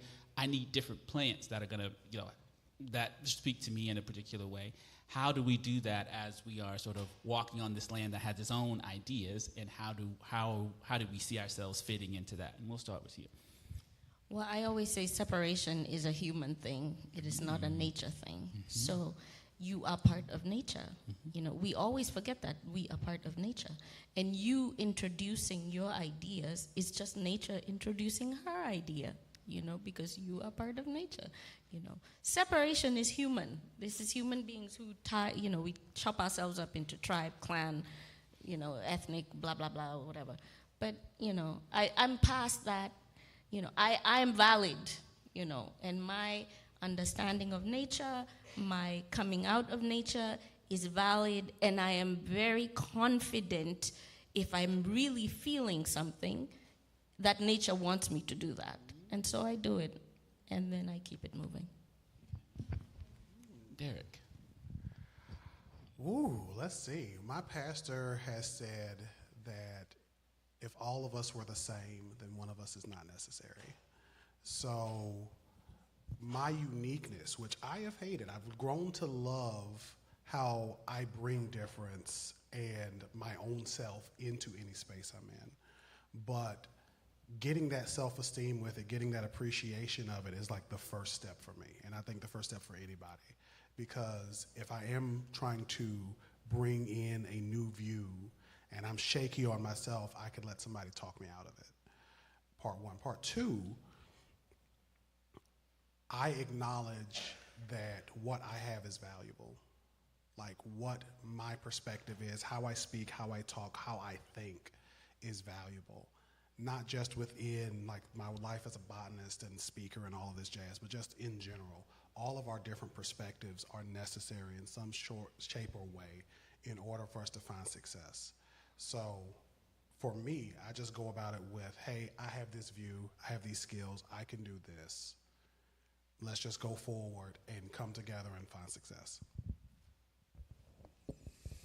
Well, the garden is a healer. That's just fact. I travel a lot. I love Paris. I love European gardens. I love swept front yards. Anywhere I go, I try to bring back a plant or few to incorporate in my garden of abundance because it is reminiscent of my journey. So when people come into my garden, they see me. They see me in the pine tree that I brought back from Buffalo last year. They see me in a dahlia tuber I might have brought back from Paris. You know, they see me in the seeds I brought back from Giverny. They see me in the white iris from Lawrence, South Carolina. So the garden, my garden is me. It heals me wherever I go, whatever garden I visit. If I pause, something in that garden has touched my soul.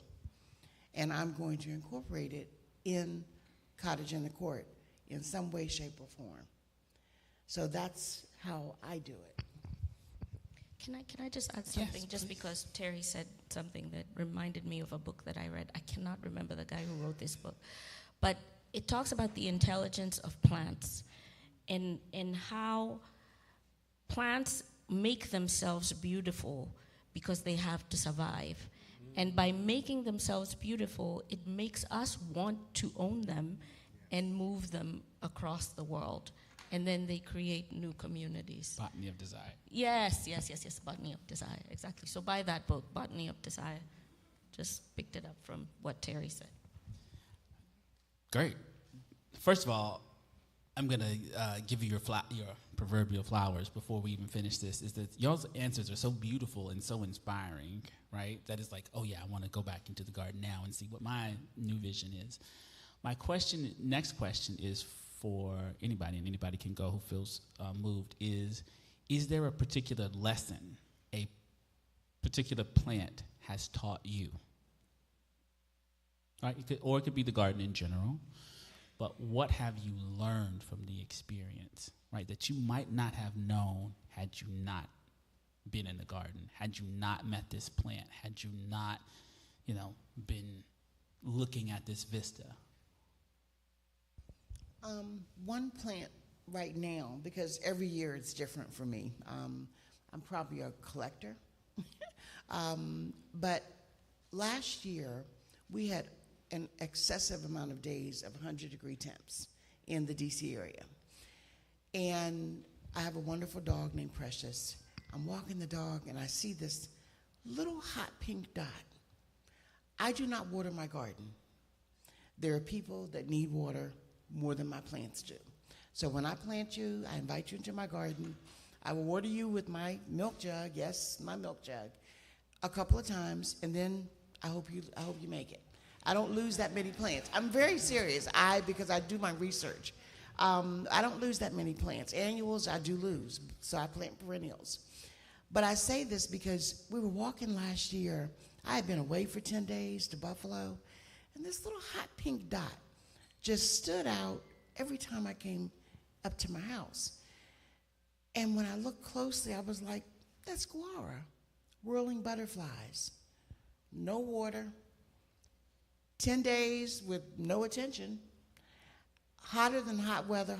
It was so hot last year in DC, it was insane. And that guara taught me the lesson of resilience. Sometimes we don't need to be watered. We just need to stand where we are and allow the blessings to flow. Now, I hope she comes back this year, but I think she is. I saw the basil foliage the other day, but that's what my guara taught me. Yeah.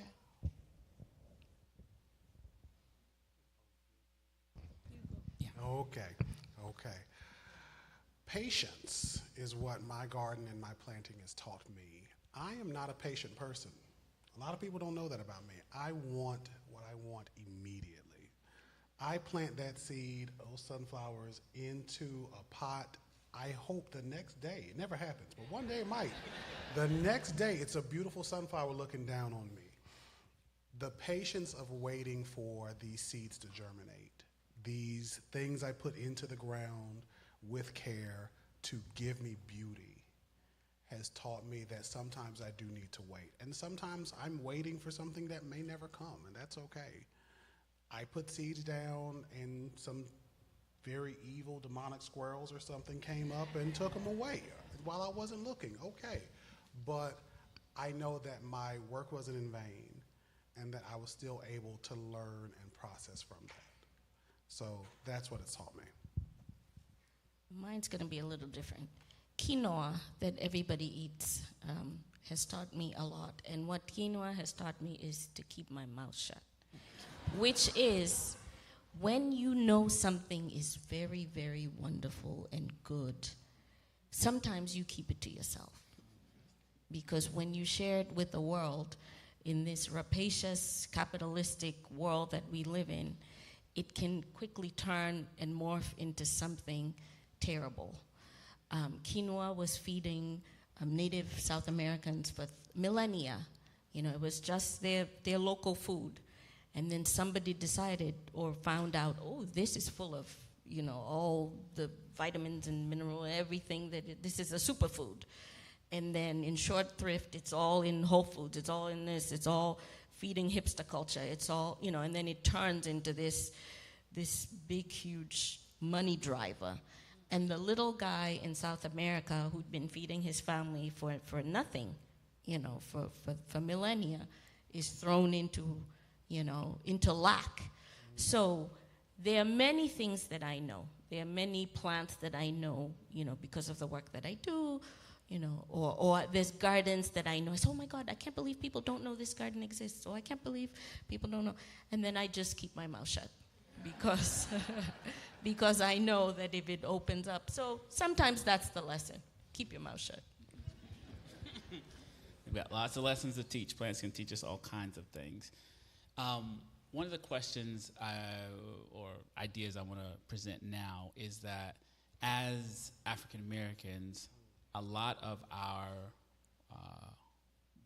body power has been used to reshape the land that we're on now, right? It did not look anything like this when Europeans got here. This is totally and utterly reshaped, right? Sometimes by us, but not necessarily by our own direction, right? That wasn't our idea to, you know, plow up half of Durham County and turn it into a tobacco field. That was not our idea, okay? So the question is, how do we see, maybe the question is maybe this. I have felt myself as somebody as somebody's ancestors who were unwilling participants, right, in the harming of our native landscape, unwilling participants in the harming of our native landscapes. How do we see ourselves moving in the landscape now, right? To me, it took me a minute to process all that information, and so I'm gonna throw this at y'all. So, as a plant biologist, as a person from Eastern North Carolina, Geechee Gullah roots, I have some family and blood from like South Carolina, and learning how my ancestry were used, again unwillingly, against their will, to transform land with hand tools. Like imagine pulling up trees, big stumps, changing swamps into rice fields by hand. Here in Durham, I can barely dig in the clay by hand for a couple of hours. At least I can stop and drink some Kool-Aid. But those people back in the day could, thank you, I'm hilarious. I keep saying I'm hilarious. It's okay to laugh. To drink some Kool-Aid, but the people in that time could not. So I am excited and grateful that I get to do whatever yard work, plant work, whatever I want under my own freedom. I am able to look at yards that may or may not be kept up to whatever level we may say by black and brown people and say at least we have the right to do that. But I move through this world for me, thinking and considering how I can represent those people of yesteryear on the lands which my family has owned or do own. How can I keep something that we built but were not a part of, something that we fed into but we were not allowed to enjoy, and how can I then pass that enjoyment to other people? And how can I make sure that others know that you can get this flower and you can set it down and that could be your garden. It doesn't have to be this big, beautiful thing. You don't have to do what other people do. Or if you decide to go out and do big work, phenomenal, I'm down there with you, let's do it. So that's how I think, center myself around the ancestral connection to land and plants, in addition to just telling people that history and stuff and making sure people know it. Well, I come from a long line of educators on both sides of my family. South Carolina, we had one of the first black schools. North Carolina, Lord knows there's so many principals and teachers on that side. It's outrageous. So I think that from my sharecropping roots, my ministry is to educate people on the beauty and the joy of the garden. I'm a co-chair of a community garden in my neighborhood. A lot of the people in my neighborhood are very jaded. It's an African-American community in Prince George's County. Some of the people are very jaded. Things should be square shrubs, a lot of grass that they never touch except to mow it. And I am enlightening people on the benefits of growing native plants, of having a meadow. I don't care if it's a 5-gallon bucket, if it's a little corner of your yard, in the community garden, or in our public space. I have an awesome city manager who, maybe I call him a lot and enlighten him a lot, but he's understanding, he's getting the messaging. So we're incorporating meadows, we're incorporating benches throughout our city, we're increasing our tree canopy. This is all through conversating and educating. So I'm kind of following my ancestral roots by educating my community on how beauty can diminish crime and can bring us all together. Because right now, if we don't build community now, we're in trouble. So we've got to build community, and what better way to build community than through gardening? Well, I'm clearly not African American, but when I moved to Washington, D.C., I used to take piano lessons from a wonderful lady called Ruth Norman. Ruth Norman was an African American concert pianist and composer. You can Google her. And I remember that when I used to walk down, she lived about 7 minutes away from our house, and I would walk down to her home, and it was, the neighborhood is called Shepherd Park. You can Google Shepherd Park too, which is a historically Jewish and African American community in Washington, D.C. And every garden in Shepherd Park was a beautiful garden. And in every house was either an older African American man or woman. And they were all somebody. They were always like the first somebody to do something. You know, the first one who flew a plane, the first one who did this or that. But I was too young to know that these were those kinds of people. But I know that I walked through so many beautiful gardens.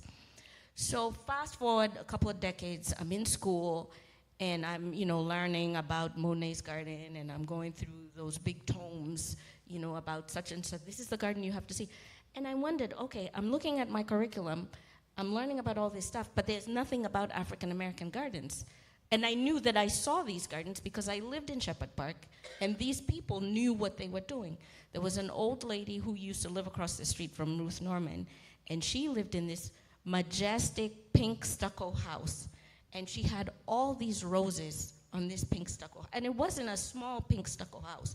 This was a woman who was someone, and she had gardeners who would come in and do all this stuff. So where's her garden? You know what I mean? So when I was in school, I asked the question. I said, it's great that, mind you, there was nothing about Native American anything, in the curriculum, So when I asked this question, it was like, oh my God, yeah, So for me, as an outsider, it was like, really? This exists. It's been here. It's here. So when you, Mike, were talking about topiary, and I was reading your bio, even though I know of you and follow you and everything, and I was reading your bio, and you said self-taught. This is so much of what it is, self-taught.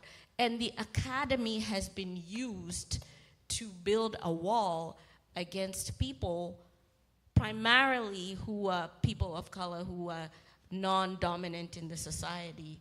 The academy has been used to delineate. But who says that what you're doing, and we know that you're the only one doing it, here, like, why is that not part of the academy? And when does it become part of the academy? And then this goes to record keeping. So, I would do my little designs, I would do my little notebooks, years and years ago when I started. And something clicked in me. I said, I need to keep all this stuff. I need to own all this stuff. And I say this because anybody who's ever been to Ann Spencer Garden and Museum, Sean spoke here last year. Sean and I were looking for records from her family. And they were all, and are all, in the University of Virginia. She doesn't even own her family documents because at a time in her life when she was gone, married, working somewhere, a board, a self-appointed board, decided, Sean's father died, so we're just gonna gather all this stuff and give it to the University of Virginia. So now, and that's okay in the sense that it will live in the University of Virginia forever, but this is the type of stuff that you have to own. You have to keep those receipts. You have to keep those diaries, those little sketches that you do on the back of a napkin. That's history. That's a corpus of knowledge that you then pass down to the people for whom it matters most. And not to say that it doesn't matter most, because it is American history. It is American history, but it is family history. It is community history. You know what I mean?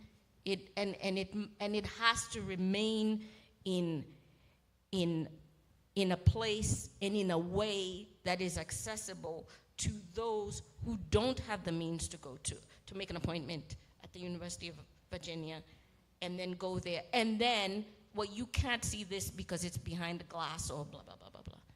I hope. Yeah.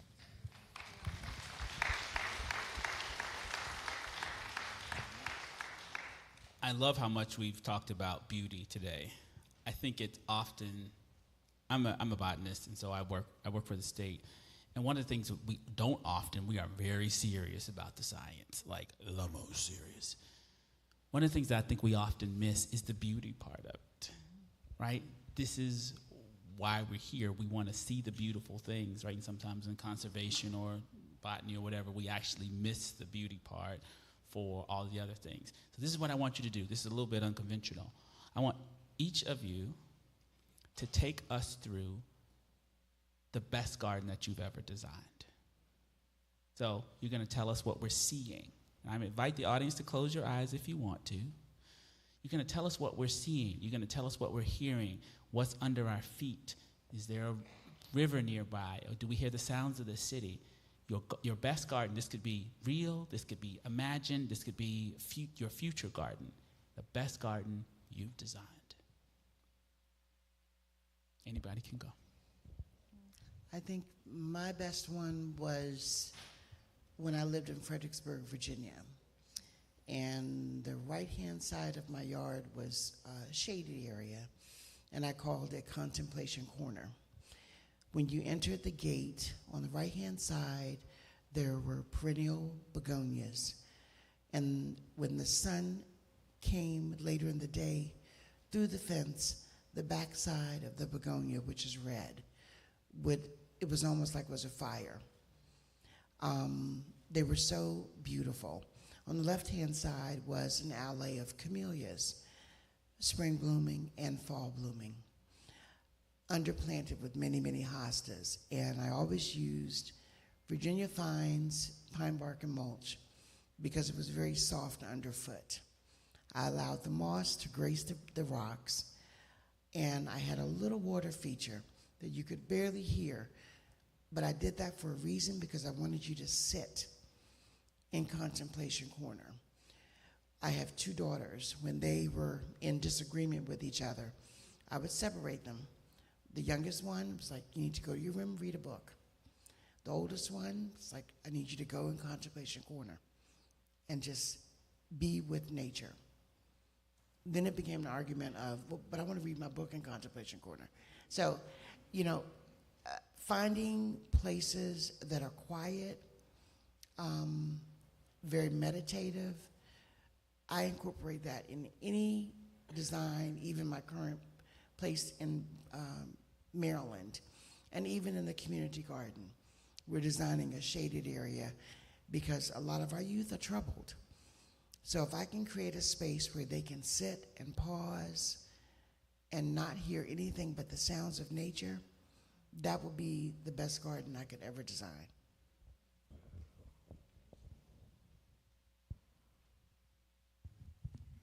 I want to design Beyonce's garden.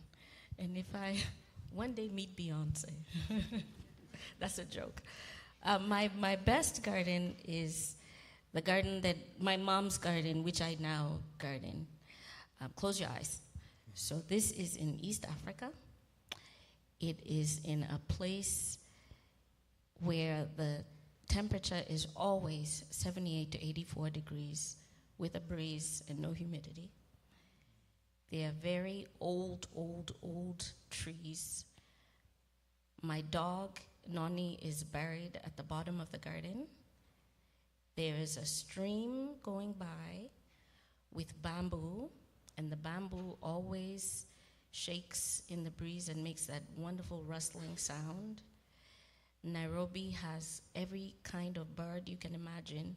So at 5 a.m. to 6 a.m., they start their bird song.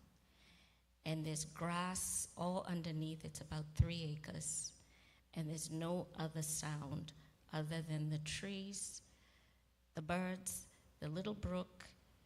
And in this garden, we have guava trees, we have a banana tree, we have papaya. It is not an ornamental garden. It is just a very sweet home. Thank you. Did you feel it? My best garden was one of my first. My grandmother in New Bern, North Carolina wanted some roses. And we went to a place that no longer exists called Plant Farm to get some roses. And that is when I discovered Chinese tea roses, which smell amazing. Honey, apple, floral goodness, just all throughout this place. And we picked 3 roses, a Betty Boop, which was pink with a yellow center, a night, I think it was called Night Owl, which was a deep purple, just beautiful, rich, royal purple. And the last one was Sarah Grantham, I believe was the cultivar, which was a bright yellow. I haven't thought about a couple of these in years. I put those down, watered them. It looked just like an unprofessional person did it, because I did it 20-ish years ago. Didn't really know what I was doing, but I put the plants down. And during that summer, the bees buzzing around, carpenter bees, much to my grandmother's dismay, buzzing around on the wood house. The bees, the pollinators are enjoying it. But just as you walk into the yard, the fragrance would just hit you with so much beauty. And even if you were in the back of the house, that beautiful, floral, sweet, rich fragrance could blow around the house. So amazing. Thank y'all for indulging in that. What about you? What's your favorite Oh, garden? my favorite garden, my best garden. I think my best garden, which I'm designing right now, you come down from the house and you walk down a little area that's wet. You're under a giant oak tree, so huge two people can't wrap their arms around it and touch the other person's hands. You walk past that to a rock path, and you can hear all the little birds. There's a little lawn over there, the little robins are hunting for worms and doing their bird song.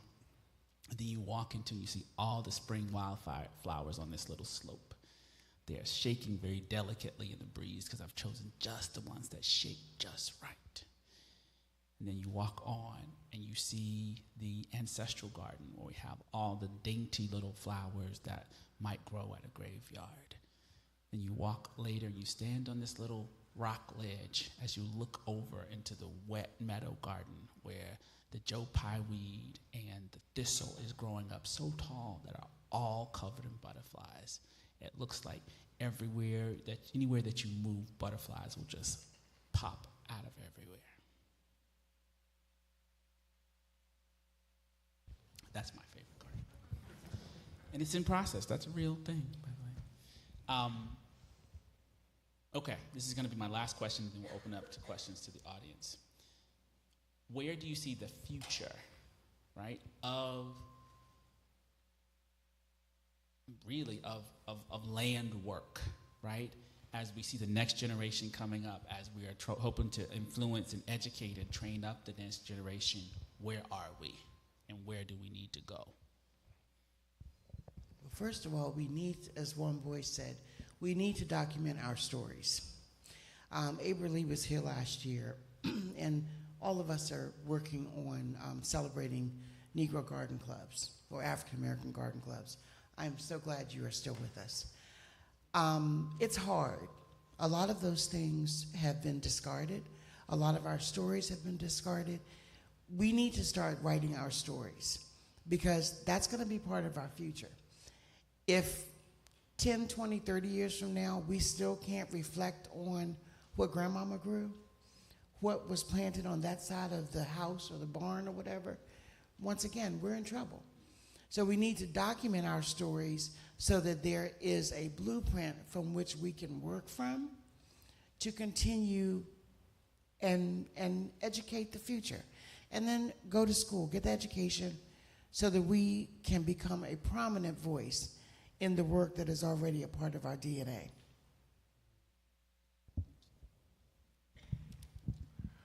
I worry about land access and ownership in the future, especially to black and brown people. Again, I come from Eastern North Carolina, and I can see and remember from as young as 10, I'm a child of the 90s, but from as young as 10, seeing black areas being gentrified and seeing historically black areas where we've been, even to some points since like slavery's end, being erased. So that information is being lost, that land is being lost, that ownership is being lost, and all that loss would make it difficult for the next generations to gain it back because of a lot of other things going on in like the political climate.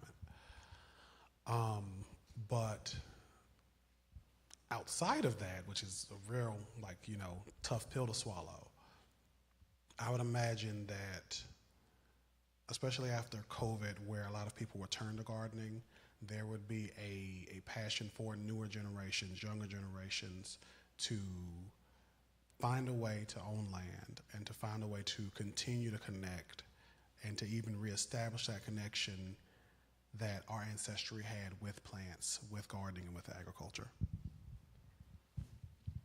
So in the previous iteration of my life, before I went back to school for landscape architecture and design, I worked in the non-governmental field. So I worked in the World Bank, OAS, UN, that world. So I dealt a lot with, population shifts and what, big groups are doing around the world. And one thing that has really helped me in my understanding of what happens on this planet is that at any given moment, your plan can go south because of an earthquake, because of a war, so I don't, I know you worry, but I also know that like my grandmother used to say, people are like a river, they come and they go. So stuff comes and it goes. What I always say is that you have to make sure that you have a place where no one can, if they cannot move you. They cannot move you from that. That is yours. And if you have that, look for plan B. And plan B, make sure plan B is very far away from where plan A is. But always know that in as much as you plan and, we'll be doing roof gardening and we'll be doing, horizontal hydroponics, whatever. At any given moment, there can be a war, an earthquake, economic depression that will change everything. So my goal in life has always been to create community, And Abra, who was here last year, Abra is my best friend. And I was talking to her yesterday, and, she said something. She said, one boy, whatever happens, I know I can come to Kenya with you, and I'll be okay. You know what I mean? And I have friends in other places, and if anything happens in Kenya, I know I can come be with you. If you create community, because that is what why are we here? You know what I'm saying? Why are we here? And what are we holding on to? What are you holding on to? Are you not holding on to each other? What are you holding on to? Even in my work, people say, one of 11 landscape designers, you should know, blah, blah, blah. My work has moved completely from creating beautiful gardens to actually mentoring people. The people who come and they're like, wow, one boy, I would really like to do what you do. Okay, well then let's get you into school. Well, let's get you a scholarship. Well, let's get you to a place where you can do this work. That's what my work has become now. You know what I mean? So if you see yourself in this work as how is it benefiting humanity? You know what I'm saying? Because you can help one person get a job, and that person will feed his family in Mexico, will feed her family in Brooklyn. You know what I mean? So that's how I look at it. I don't hold to where we'll be 20 years from now just because I understand how the world works. I am more focused on my immediate impact in another human being's life. And if we can just do that, then so much of what we see as problems and the planning and that just goes out the window, because the gratitude and the gratification is right now. You know what I mean? Thank you. Thank you. I'm going to open it up now. We have a few minutes for questions from the audience for any of the panelists here, or comments, thoughts. If you have a question, please raise your hand, and I'll bring the microphone to you so we can make sure that everyone can hear the important information that you want to share and exchange. And we also have a microphone up on the second level. So just please raise your hand, and I will get it to you.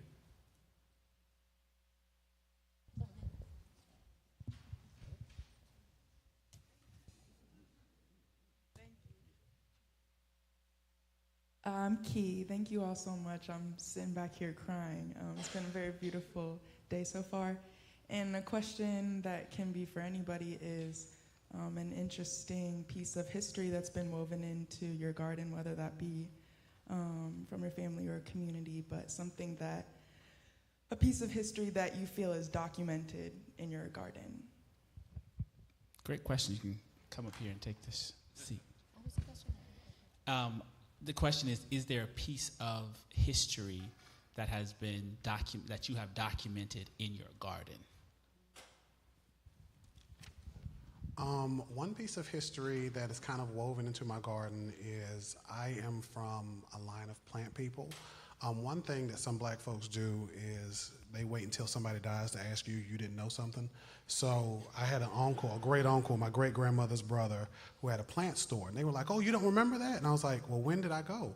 Oh, you were 3. Why would I remember? I was 3. But he had a plant shop in New Bern. My great grandmother had a garden and a farm that I only seen like the remnants of as she was older when I was coming up. My grandmother loved plants. I have a cousin that loves plants, another that does lawn care. So I carry a gifting, a calling to the plants through my family when I do plant stuff. Well, the white iris from Lawrence County, South Carolina, as it expands, I share it with anyone in my family that gardens. And on the inside, I also plant a sunflower in honor of Aunt Edgenora. But on the inside, I have a snake plant that my great Aunt Dealey had. And it has been passed down through our family. I believe she said since they migrated up from South Carolina. So we keep that snake plant going. Everyone that wants a piece has a piece, because that's our history. And that's like our DNA consistently being passed from one person to the next. So in Kenya, we have plants that my great grandmother and my grandfather planted that we just keep cutting and moving around the landscape. But the best thing that we have is their graves. So right outside my mother's kitchen window, my husband almost had a heart attack when he came, because there's a bunch of graves right outside the kitchen window. So my greats, my grandfather, my grandmother are out there. And if you have land here, if you just cut off your hair and put it in the ground, you are forever connected. If you clip your fingernails and put it down there, whatever, just put a piece of you in your family land, and you will always come back. I'm very African, so I know this. So I've given you a very big secret. If you want to buy some land, just cut that dreadlock off and go there and put it in that ground, and one day you will own that land. Thank you. Are there any questions from up top? Yeah, more questions. You all are such a good audience. Yeah. If not, I'll answer my question. I'll answer that question that you asked for me. My mother's ancestors, my grandmother, my great-grandmothers, my great-great-aunts, the people who we know who came out of slavery are all buried in this one cemetery in South Carolina. I work in rare plants, and there's a lifetime plant that I wish I could be able to see. It's called Carolina anemone, tiny little plant. Never seen it in the wild, never seen it anywhere, only seen it growing in pictures, except for that it's growing all over my ancestors' graves. And so I've taken some of those from my ancestors' graves and brought them into my garden, and I consider it an ancestral plant for me. And, funny story, the medicinal action of anemones, the genus is anemone, is for shock and trauma. That's how you use it medicinally. So it feels appropriate for it to be growing on people's graves. And I have a question. You said you have an ancestral garden in your home. Mm-hmm. Are you planting that there? It's there. Oh, good. Yeah, okay, it's there. thank you. Any final questions as we round up our time? Okay. I'll There's be a right question. there. Okay.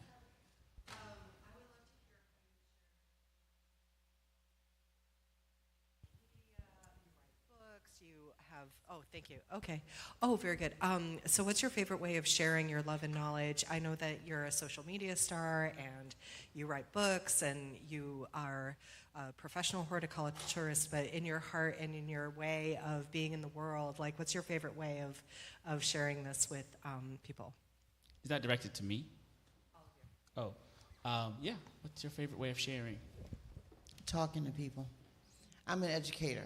So anyone from my workplace, the young kids, because they've not been exposed to the garden, or they had gardeners growing up, so they found it fascinating to touch a real cotton boll, which really threw me for a loop, but they got a history lesson. So just talking to people is the best way, in my opinion, to encourage others to get in touch with the earth and connect with it. I agree, talking to people. I am not a people person, but I love talking about plants. I will talk for hours about several things, including plants. And especially with the advent of social media and me being able to talk to so many people there, it has allowed me to not only share my stories and my history, but for me to learn from you all who I've met with. Like Terry, for example, we had a talk years ago. I took that stuff in and was like, this is great, this is awesome. So just being able to connect with people across whatever platform, in person, in a conference, online, wherever. I like to talk and I like to teach when I'm working. So if crew members, this is why I'm doing what I'm doing. But I love to talk, so call me next year, I'll come back. That's also true for me. The best way to impart this knowledge is to be out there and talking and let the vibrations of your own voice reverberate against the plants and let it come back to you. It really is. There's nothing like being in the space with the folks. And I think that's our time. I want to give, everybody please give a big hand to our panelists here.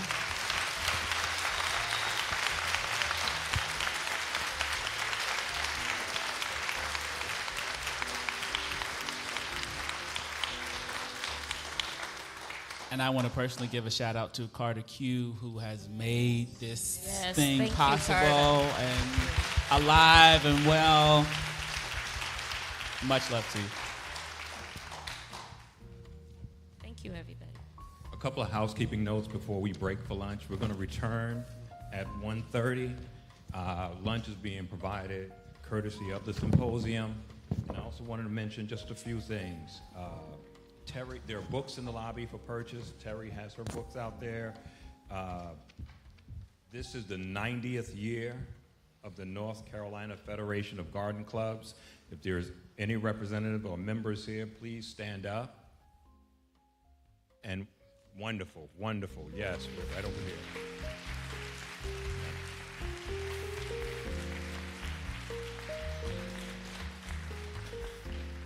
And we're going to have a sign-up list in the lobby to join the North Carolina Federation of Garden Clubs, 90 years strong and still going. Thank you very much. Excuse me.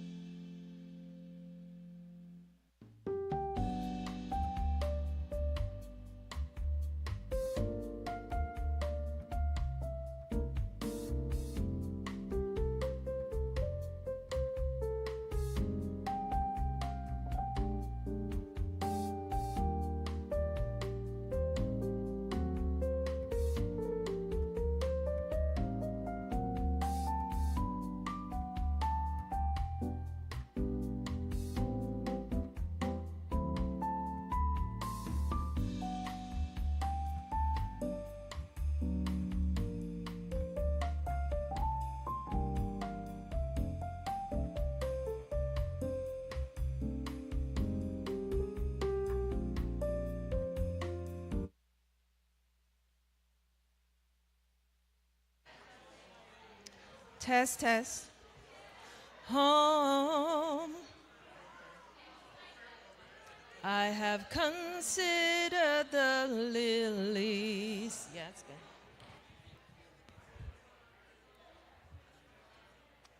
Safe and sound.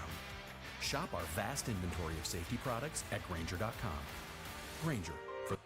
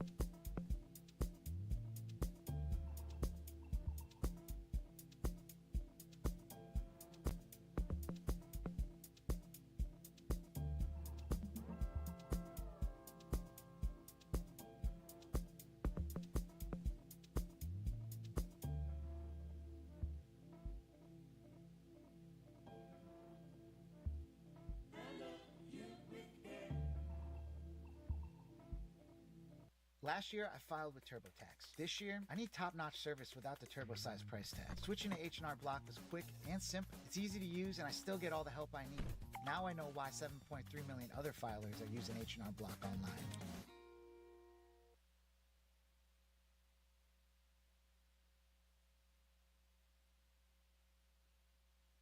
Hi, my name is Brad Sniper. I'm the manager of the retail store here at Global Golf Raleigh.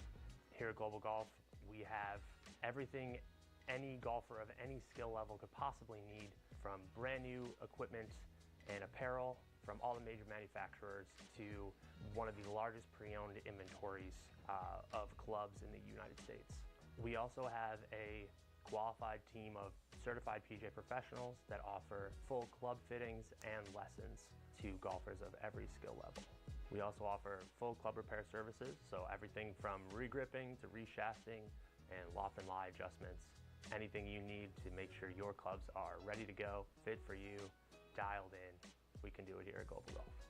We offer fittings for woods, irons, and putters from all the major manufacturers, their current newest offerings, as well as pre-owned inventory. You can also bring in your current set and we can fit you for your current set, see how that's working for you, see how it fits you, and make any changes necessary. We feel confident that we can build you the best bag possible at the best price available.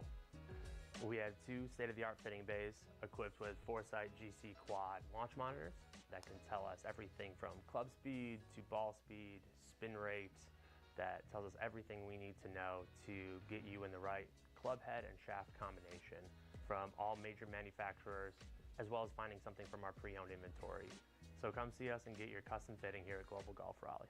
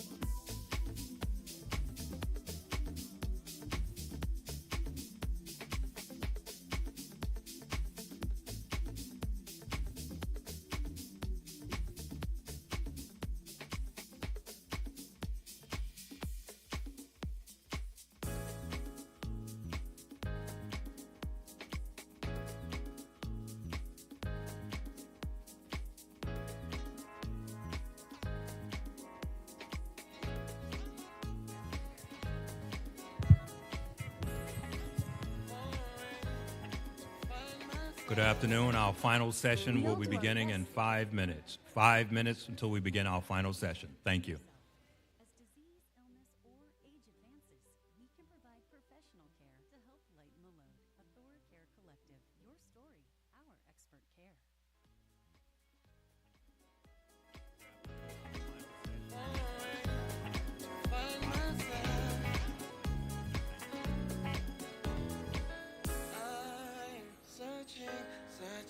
Searching.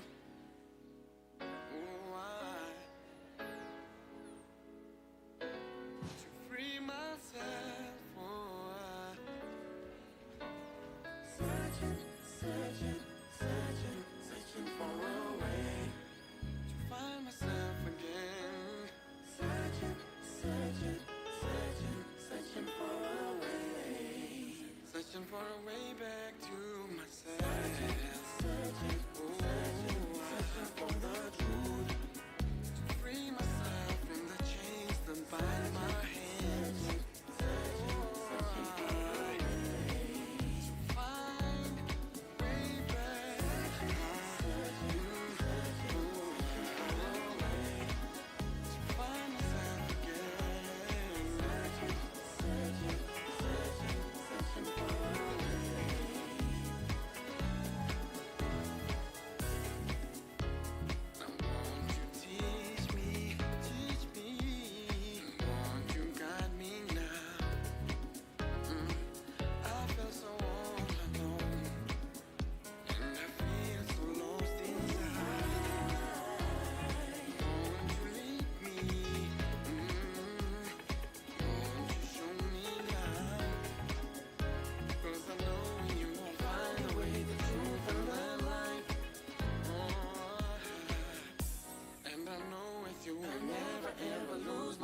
Again in this life, I'm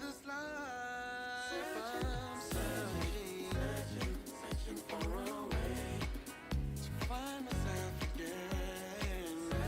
Searching for a way, trying to find. I'm trying for the truth, trying to free myself.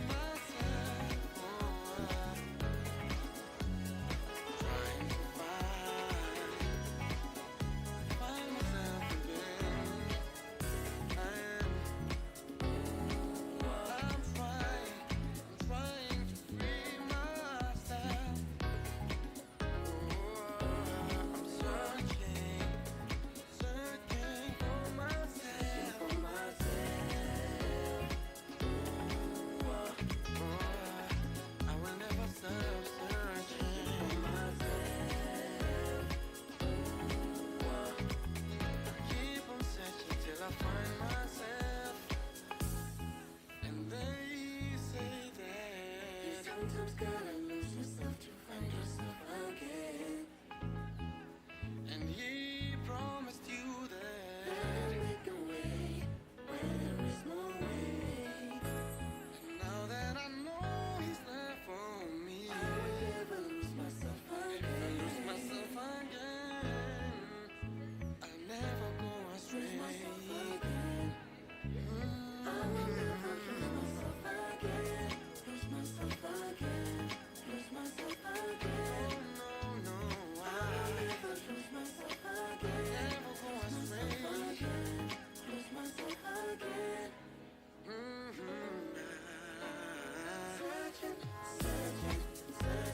Searching for a way to find myself again. Searching for a way to find myself again. Searching for the truth, trying to free myself.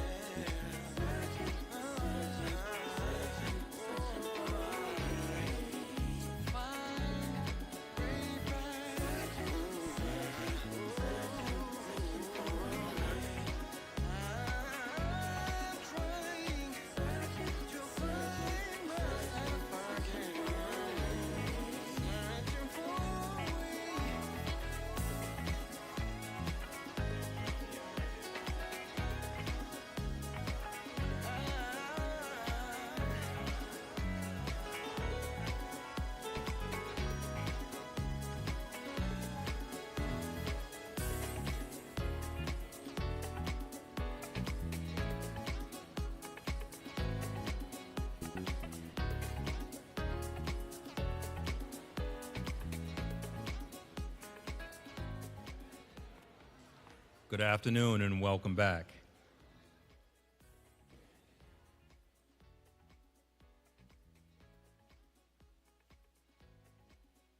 Excellent. So right now we're going to get into our third and final session of the day.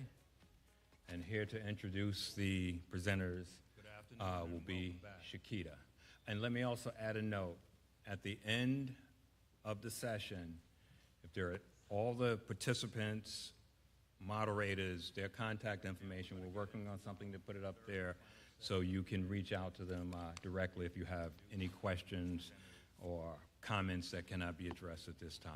So thank you again for attending this second annual African American Legacy in Gardening and Horticulture.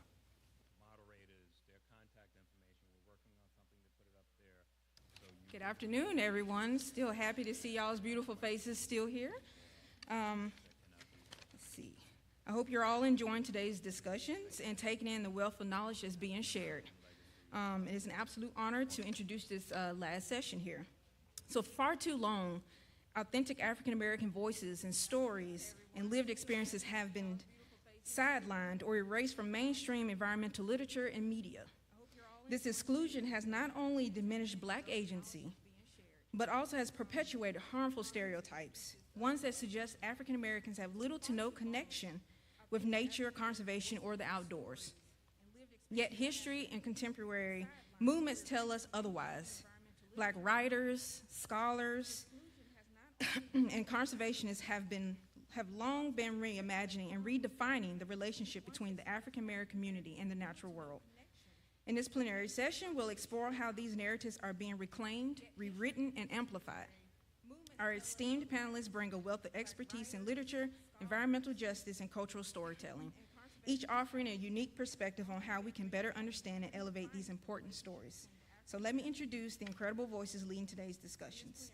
So we have Dr. Cherie Rivers and Dr. Jarvis McInnes, and our moderator is going to be Zelda Lockhart. So y'all can please come to the stage.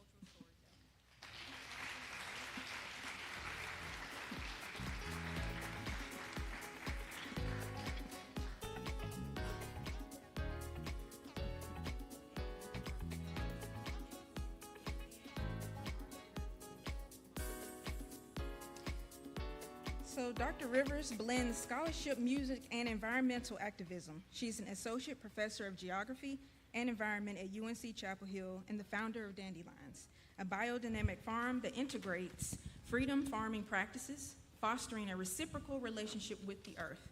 She is also the author of Necessary Noise, Music, Film, and Charitable Imperialism in the East of Congo, which delves into the intersections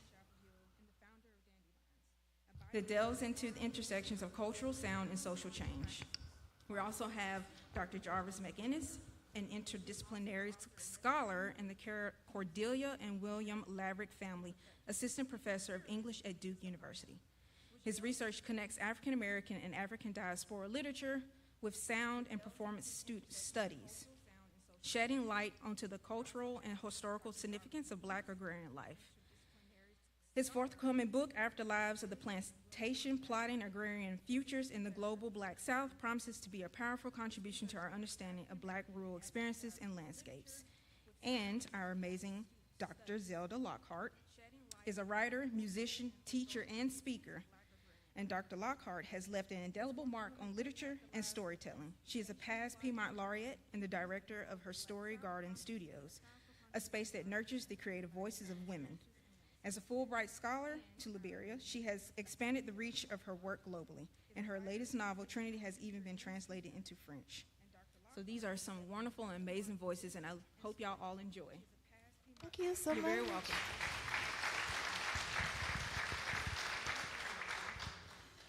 Thank y'all for being here, and I'm going to just start by saying I appreciate the two of you so much.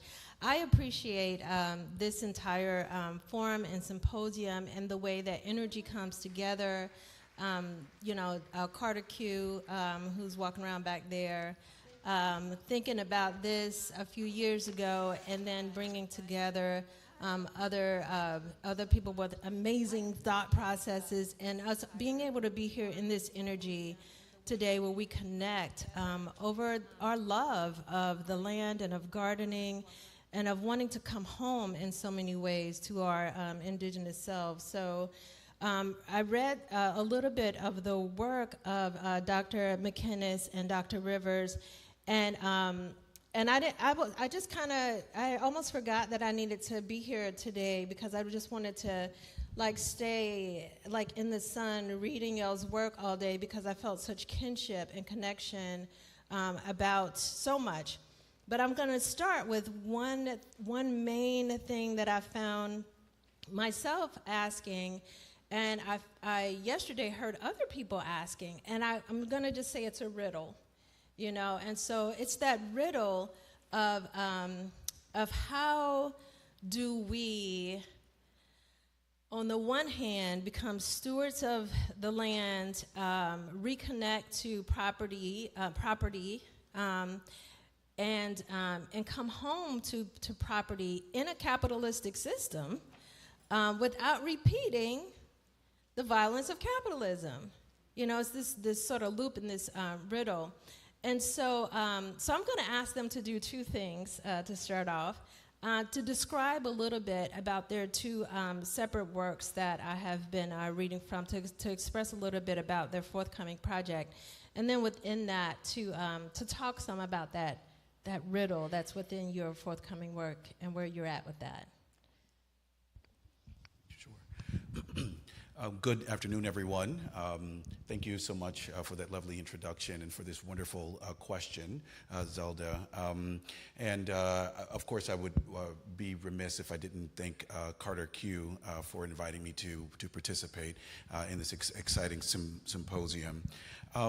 So, as you can see here, my forthcoming manuscript, Afterlives of the Plantation, Plotting Agrarian Futures in the Global Black South, is an effort to tie Southern African American and Afro-Caribbean peoples and cultures and ideas and economies to explore those connections in the early part of in the late 19th century through the early 20th century. And I'm interested in foregrounding the importance of agriculture to notions and visions of Black progress. We learned so much about, or at least I've learned so much about the Great Migration, right, and this desire to leave the South. And I became very interested in what happened to the Black people who stayed. I was born and raised in Mississippi. My grandparents did not migrate. And I wondered, how did these people imagine themselves as modern subjects, right?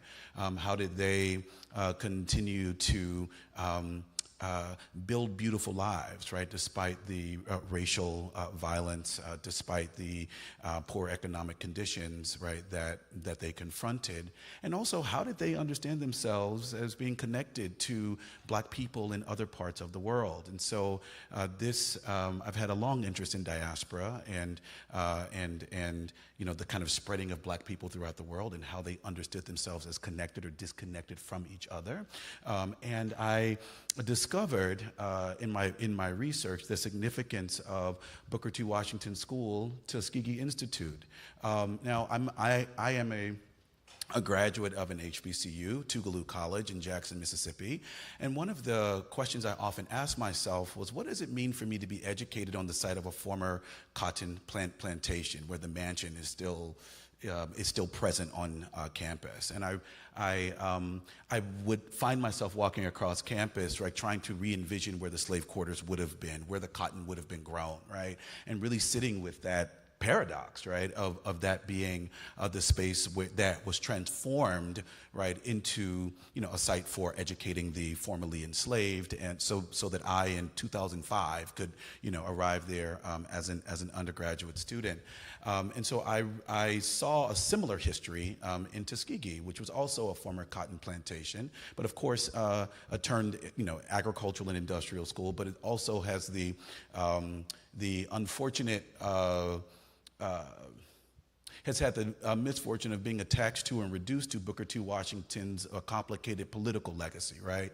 But as I delved into the archives, I noticed that, Tuskegee actually is being talked about in Jamaica, It's being talked about, and this project is being taken up in Guyana. It's being talked about and being taken up in Haiti, and not only by colonial administrators, but by black people in those spaces as well. And so I became really interested in what does it mean that the cultural and intellectual production from the U.S. South is circulating transnationally, and what does it mean that black people in these different spaces are taking up these ideas and translating them into their own visions of freedom. Some of them rejected Booker T. Washington's political conservatism, right? But they understood agriculture to be essential, right, for their progress and futurity as well. So I'm trying to tell an intertwined story that way. So that's a brief synopsis of the manuscript. And in terms of how do we deal with this paradox, the place I would go is to George Washington Carver, right, who's been named and perhaps is sort of low-hanging fruit in these circles. But as I delved into Tuskegee's archive and I delved into Carver's bulletins, he really did believe that there was a symbiotic relationship between black people and the earth, and so I focus so much on what sitting with his work taught me to do is to think about the work of regeneration, right? What did they have to do to regenerate these poor, degraded soils, these soils that had been depleted by cotton cultivation, right? And how did he teach poor, rural black folk in Alabama to take the muck and the mud from the river beds, right? Things that were within their purview, that were affordable to them, right, to regenerate those soils. And so that is the kind of logic or ethic that I try to pull out of a Tuskegee project that is bound up with certain forms of industrial capitalist exploitation anyway, but what's happening on the ground there as well, and try to pull it through a broader sort of diasporic narrative. Thank you. How about you, Dr. Rivers?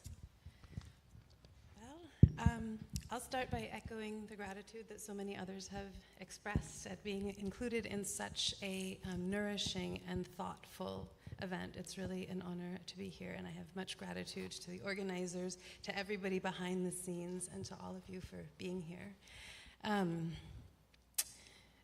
So I kind of think what I sent you wasn't fair because it sounds like it's just a book.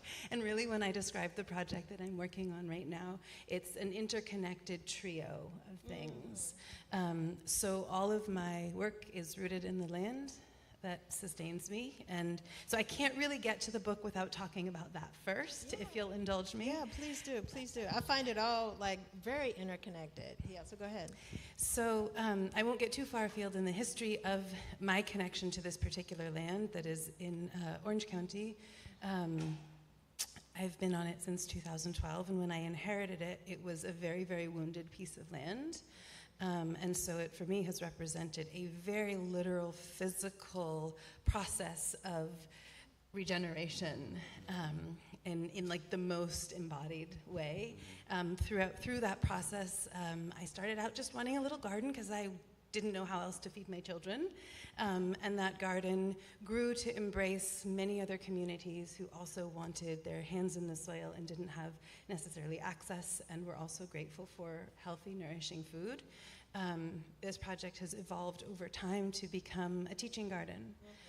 Because part of my answer to your question is and what we heard so beautifully in the previous panel, is this emphasis on passing this knowledge on, and where there have been interruptions to find bridges to bring people back into this call, as you said so beautifully, towards re-indigenization, right? So I work within the teaching garden, and my project right now is to expand the teaching space, because I have encountered a real thirst for people to have a place to go to cultivate the knowledge and the skills to actually have relationship with Earth in the most practical way. I'm also writing a book about that process. And about the values that we strive to uphold, the principles and priorities that guide our decisions on the land. And the third piece of that for me is, so I teach on this land, in this farm, in this garden, do natural building, all kinds of things. And I have this curriculum that I've developed that I know how to use, but I'm trying to put that in a format that could be available for other people if they're interested in lesson plans and structures how to do this. So I'll say just a little bit about the book because I think that's the most direct way to get to your riddle. So the title of this book in process is Sustenance, and it tells all kinds of stories. It's a collection of 14 short essays and stories. It tells the story of the garden that raised me, my father's garden, and I was again so grateful for the generosity of sharing in the last panel these ancestors who instill in us the practices and habits of tending earth, and for me that's my father. So it tells the story of the garden that raised me, and then the garden that I also inadvertently recreated his garden as I've transformed this land. But I'm really I'm telling these stories to take up two deceptively simple questions. What do we actually want to sustain, and what actually sustains us? And my answer to both of those things is the earth. That's what I actually want to sustain, and that's what, in my view, actually sustains us. So the question that I'm grappling with the riddle that you posed is, how do we do that when we operate at the scale that we do? And a couple of things that I'll say that guide me in regards to this riddle. One is that we have to reckon with the fact that we have to start from where we are. Right? There's no way that we can imagine ourselves out of this. We have to work incrementally. And I always think about how long it took to get into this circumstance that we are collectively in. That took time. That was an incremental process, right? And so I see time and the kind of patience that again came up in the previous panel as an important piece of that.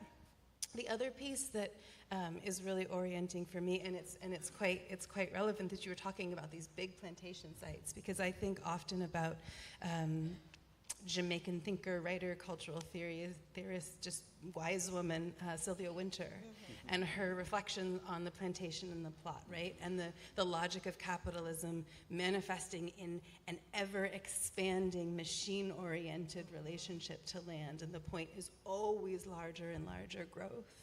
But then she talks about the plot, right? This little piece of land that plantation owners allowed enslaved people to cultivate food. And of course, this was a ruthless economic calculation on the part of plantation owners, right? It was cheaper for them if people could work in the fields all day and then come home and cultivate their own food. So I'm not suggesting that it's a benevolent gesture on the part of a plantation owner. And yet, the ways that communities inhabited these plots with a deep respect and love and care for this earth that nourishes us despite. And one thing that really sticks with me is that the plot is always on a small scale. It can always only ever be on a small scale. It is in actual real living community with the real living land and the real living human beings. And to me, there's something profound in thinking about scale. Right? You talk about how do we do this without just repeating the mistakes of capitalism as the driving economy of colonialism. And the point of all of that is for everything to always be bigger. And I find that there's a tremendous power in operating on the scale that we can actually tend with care and trust that we can build networks of people who do the same, but that it doesn't have to be uniform and it doesn't have to be universal, and that the very land that we inhabit can teach us what we need to do in the place that we are, and that will always look different from the land over there. Yeah, because that in and of itself is allowing yourself to operate based on the actual system, which is nature that you belong to, as opposed to capitalism, and Dr. McInnes writes and talks a lot about those plots. Those here we have slave quarters, and then we have these plots of land for growing food, for growing one's individual food, but that one has no legal dominion over, And as I was reading both of your excerpts and both of your works, I was thinking so much about plot, as Dr. McInnes talks about with the small piece of land, as you just talked about, Dr. Rivers. Plot, as you talk about with the plot to escape to freedom. It's just like that's a plot.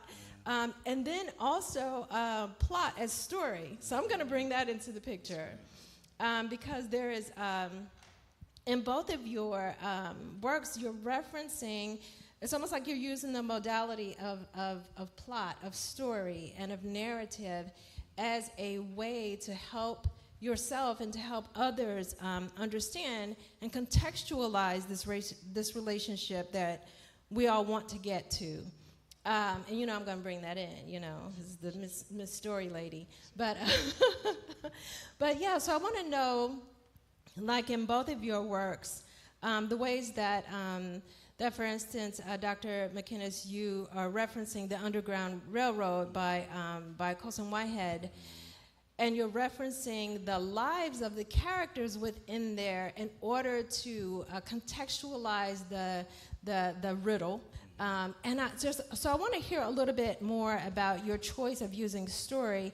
And then Dr. Rivers, I want to hear about how the beauty of your writing, of the personal story of your growing up and your current also wanting to, you know, raise your children in this way in which you were raised.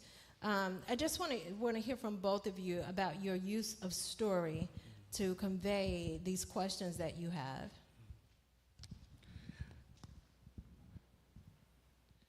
Thank you for that question. I think it's simply that, I think it's a very simple answer for me, is that I'm trained as a literary scholar. So I think with texts.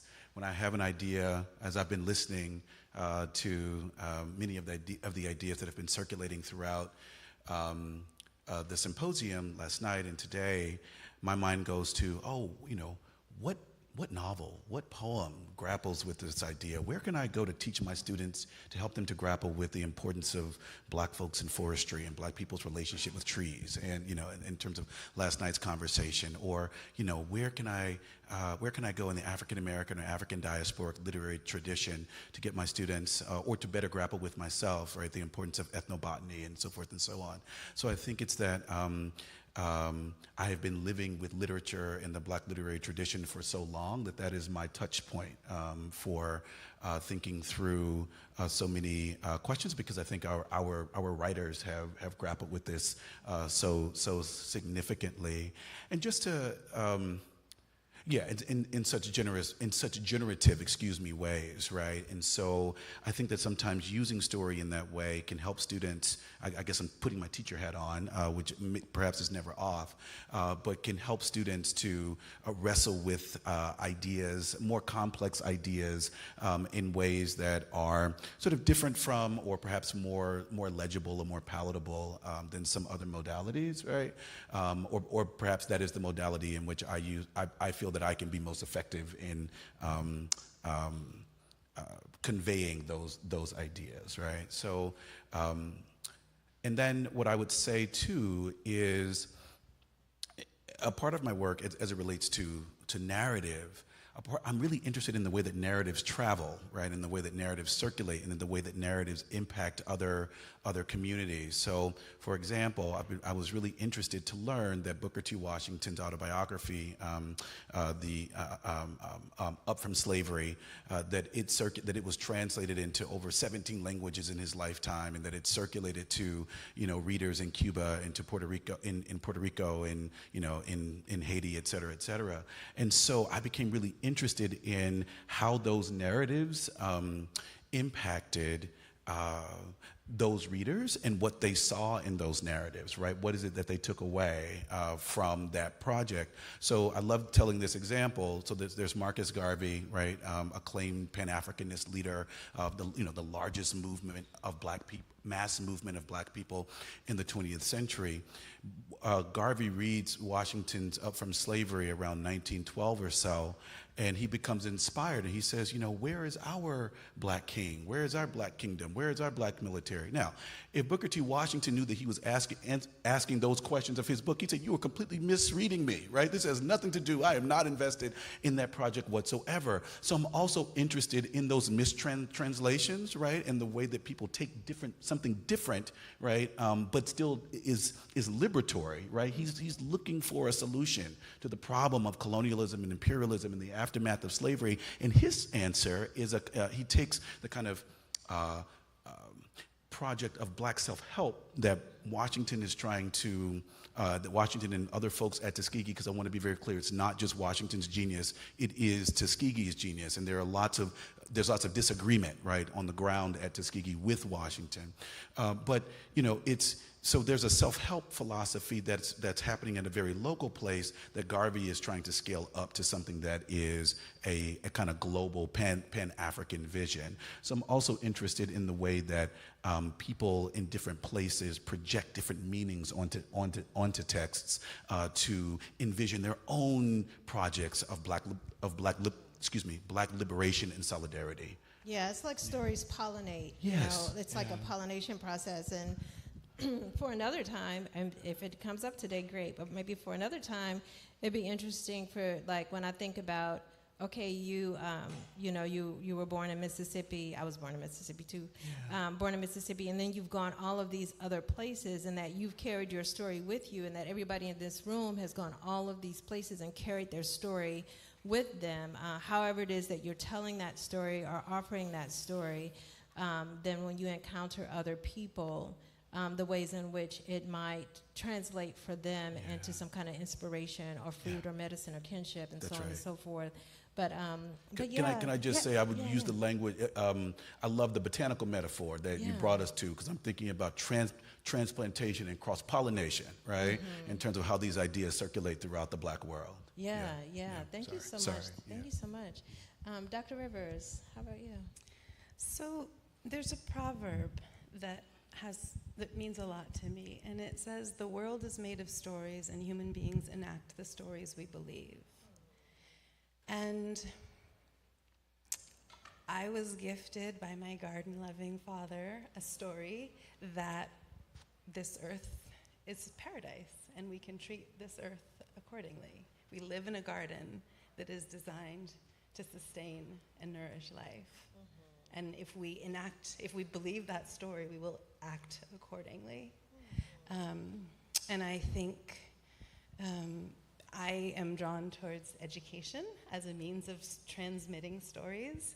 And I think in that context about something that I really treasure from Ross Gay's book, Inciting Joy, where he talks about seeds, and he talks about the seeds that his ancestors brought in moments of migration. He talks about seeds that other ancestors have carried with them through the worst possible moments of their lives. And he says, I am not quoting directly. If I knew this was going to come up, I would have brought the exact citation because it is exquisite. So pardon the paraphrasing, but he says essentially that we all have these stories, right? These seeds that somebody saved to feed us. To grow our stories over and over and over again. And he says, people save these seeds because they love these seeds, and they save them for us because they loved us, even if they didn't know us yet, right? So he has a definition of education that is to expand the repertoire of what we love. And to me, stories have the power to do exactly that. And that's how what I strive to do in the teaching garden is to share the stories that open up the possibility that if we believe we live in a garden designed to sustain life, then we will enact that truth. Yes.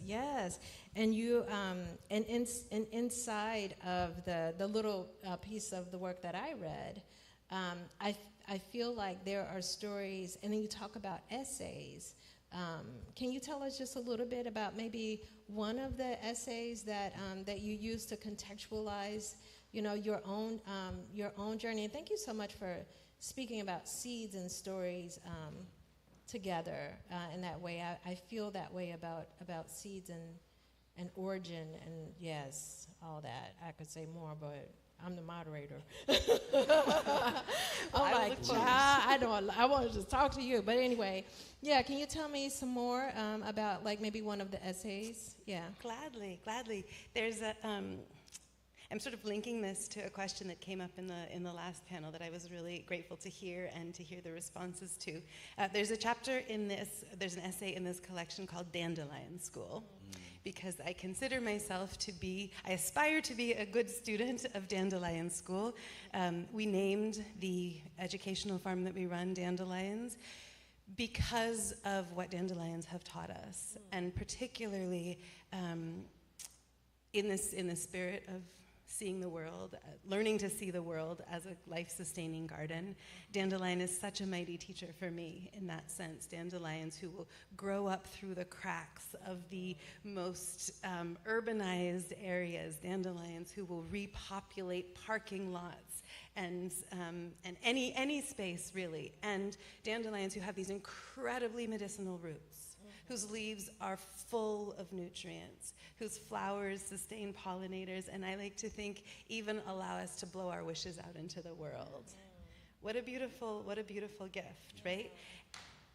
And yet we're taught to call dandelions weeds in some bizarre context, right? And for me, that teaches a lot about the logics in which we're asked to operate, right? And in that essay, I write about what I refer to as the logic of scarcity, which we have to work so hard to manufacture, right? We have to get it in people's heads that those really nutritious medicinal plants are actually weeds, so we should poison them, and then run around complaining that there's not enough food, right? There's a lot of metaphor in that, right? child. But there's also like literal, it's literal, right? Yes. That, like, we are actually surrounded by food. We poison it because we are.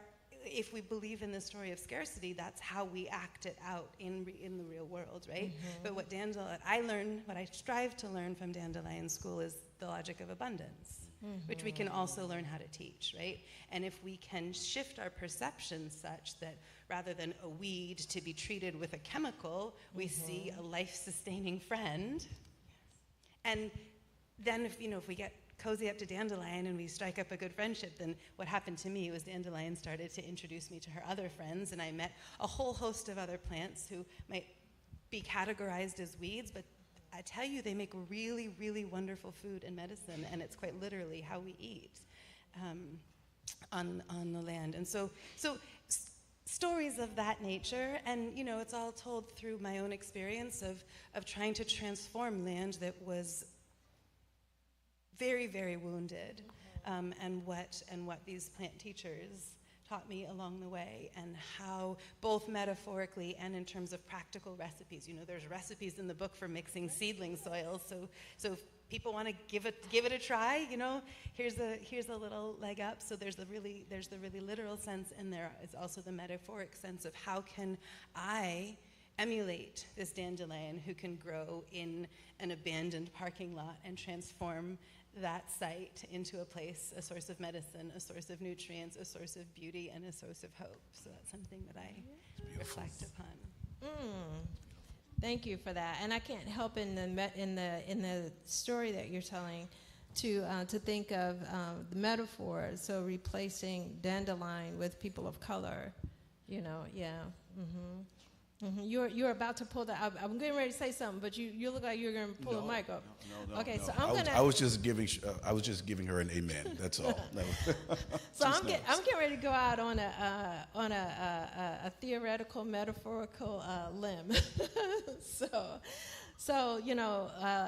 listening to Dr. McInnes and reading about Booker T. Washington and Tuskegee and George Washington Carver, and in my head something's happening. I'm creating this amalgam of a person generationally who is taking all that they knew and all that they were trying to do about the riddle, and is marching forward in time and becoming someone's child and then someone's child with this.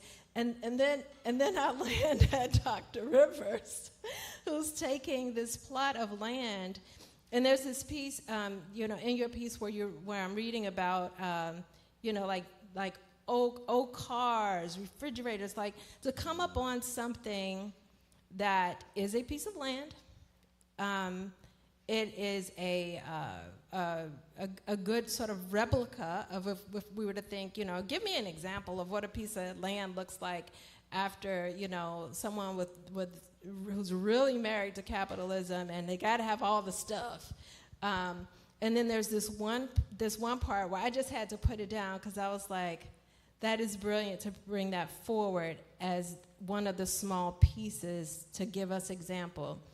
Where there's, and correct me if I get it wrong, but one of the things that's sort of dug up and trying to remove all of this stuff, all this poison from the land, and all of this hoarding, and that we buy things that we don't need, but we want them.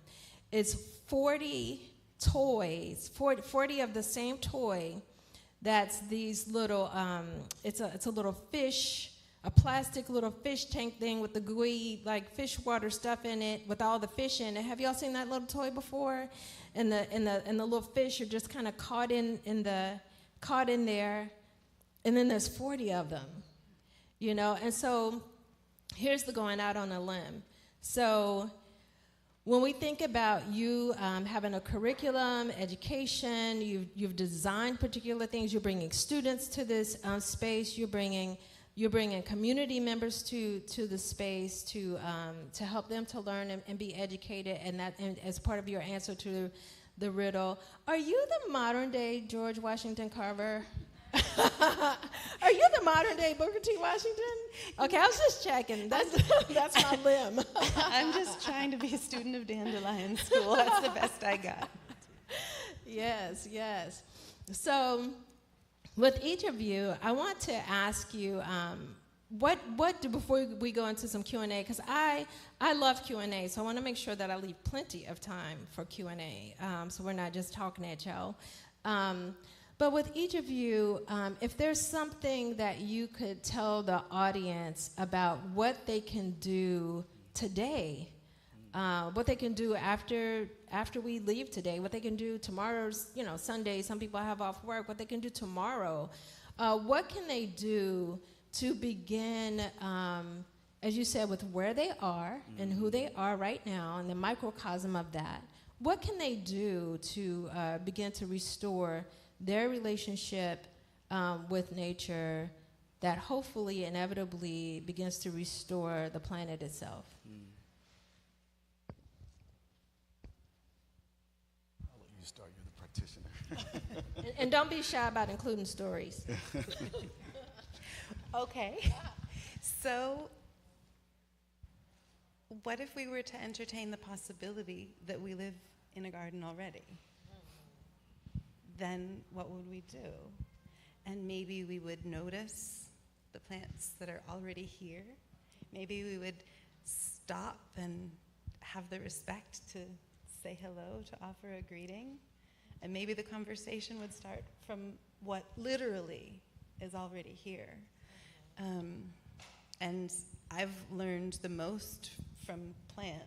Quite frankly, people are really helpful. I love that, but I've really learned the most from plants. And for me, there's a lot of power in stopping and paying attention and listening to the answer. And I mean that, like, not what does my phone think that this is, but like, what if the phone goes to the side and we actually engage with the plants that are around us, even just taking the time to notice them and notice which ones. I loved that it came up in the last panel that plants work hard to be beautiful. They want our attention, right? So following which plants we're attracted to, and then build a relationship with the ones that touch our hearts, right? I think oftentimes we approach these kinds of questions, we're conditioned to approach them in a deeply intellectual way, and I think it can get out of balance. That's part of why I'm so compelled by the definitive education that is to expand the repertoire of what we love, because implicit is that our hearts have to be connected for us to actually be invested in changing things. And so I think curiosity is also a really, really powerful action that we can engage. And again, paying attention. What members of the natural world do we encounter? Maybe somebody's not that into plants, but they love butterflies, or maybe they love birds, or maybe it's fish or mammals, or whatever it is that activates the heart to actually give that time and space and lean into the questions and the practices. Because in my observation of human beings, we tend to take really good care of that which we love, right? And so creating opportunities to build a heartfelt connection makes us internally inspired, not because we're trying to mitigate our environmental footprint, right? That's a practice of negation. But if we actually build a relationship and our hearts are involved, we want to enact care. So those are some of the things that have been helpful for me. Yeah, I love what you said about paying attention and noticing. A lot of times, if we notice what's happening inside our bodies, like what's ailing you, even what's happening in your mind, what's going on with you mentally, and then we just spend some time, walking the same path every day, and the things that we are attracted to and curious about are often the things that you say, do a lot of work to get our attention, are trying to get your attention because it is the thing to cure the thing that is bothering you. Yeah, so I really appreciate that. Yeah, yeah. Yeah, I would echo so much of what was just said, and I think that for me, my relationship when I put on my practitioner hat or my plant dad hat, right? I take off my historian hat a little bit or literary historian hat. It's about beauty. It's about what I just am drawn to, right? And then I know that I need to have it. I need to have it in my home. I need to have it in my yard. And I think also it's about like rediscovering the kind of sacred, and perhaps therapeutic aspect of being in nature or working with plants as well.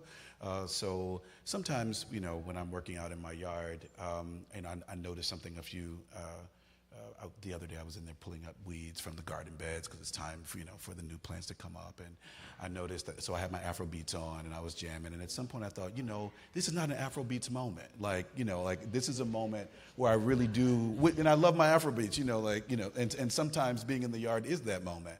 But there are other times when it is about being with myself. Right? It's about prayer. It's about faith. It's about sowing my dreams and desires and wishes, right, into the soil, right? So that for the plant itself, but also about sort of communing with my God, right? And I noticed that at one point I had my gloves on and I thought, today is a day I need to take these gloves off and I need to touch the soil, right? And I need to really get my hands dirty because I need to feel more deeply connected. So I think it's something about following your intuition, right, as well, that I would insist on or insofar as I can provide a recommendation or make a suggestion. But it's following that intuition. I meet a lot of people who come to gardening because they want to grow food, right? And I aspire to that. I haven't gotten there yet, right? For me, it is completely, at one point, at one point I would say that it was impractical, but I wouldn't say that anymore after our discussion about beauty today. But I'm simply seeking the beautiful, right? And there is something healing in pursuing the beautiful that I'm after. So that would be my I love my that. 2 cents. I love that. Noticing, paying attention, and seeking the beautiful. And thank you for mentioning therapeutic. The work that I do with folks with expressive therapies uses story and uses time in nature to help us to reconnect to what's true. Because when we're traumatized, one of the first things that we lose is discernment over what is harmful and what isn't. Mm-hmm. And so when you spend more time out in the thing that you want to connect with, you will inevitably begin to learn all the things that you need to know what's harmful, what's food, what's medicine, and so on and so forth. You have one more thing you want to say? Can I add something to that? Yeah. I think there's something really valuable about embracing a spirit or a praxis of experimentation, right? And I think getting rid of this idea that you have to do it right or that there is a single way to do it. That plant might die, or it may not grow as well as you think it will. Or, sometimes I put something in the ground, or I procrastinate about putting something in the ground because I'm like, but what if I decide that it's going to look better over in this part of the yard later, and I have to dig it up and so forth and so on. So, but there is something about yielding to experimentation and not having to get it right the first time, and learning from the if we want to call them mistakes, we can call them learning opportunities, of working outside as well, of working with the land, of working with the earth as well. And so, yeah, I think being, and I'm sort of channeling or bringing that from, Carver, who had an experiment station, right, at Tuskegee, where he's experimenting with sweet potatoes and cotton and various foods and as well as other crops. And so I think, if we inhabit that spirit of experimentation, we don't have to get it right every time, right? And that's okay. Yeah, absolutely. Yeah. Last words, Dr. Rivers, especially about that telling people when they come to your space, like, experiment, yeah. Absolutely. I'm actually sitting here ruminating on this idea of beauty right now, and what you were saying about, purely seeking the beautiful and the distinction between beauty and food. And it strikes me that the distinction actually maybe not there at all. I think that's right. Right, because if what you're drawn to is cultivating that which nourishes the pollinators who pollinate the food, then like if we're actually looking at the logic of the natural world, that's right. It's harder and harder to separate, utility from beauty. Please give me more reasons to buy more beautiful plants, right? I welcome this, right? Yeah. My bank account may not, but I welcome it. And then comes the beauty in the food crops. Yeah, absolutely. Right? They're not just utility. They're gorgeous. It's an ecosystem. It absolutely it's is. An ecosystem. And I think That's there's right. something so rich about following the little piece of that pulls on each one of us, right? Because then collectively we've got the flower tenders, and we've got the people who find vegetables to be the source of the greatest beauty, and then we've got the arborists and I could go on. I love that. But that didn't answer your question. Oh, it did in a way. I mean, I love everything that you said, and I want to, I want to do Q&A, but I do want to first pause for the beauty of the work that you all are doing. That's a daily sort of labor, much like pollinators, and you're in this natural rhythm of things. I want to thank you for your beauty, Dr. McInnes, Dr. Rivers. So I want you all to, and you all, so I want to just pause to do that. Oh, for your beauty, Zelda. Yes. Et moi. Yeah. Okay.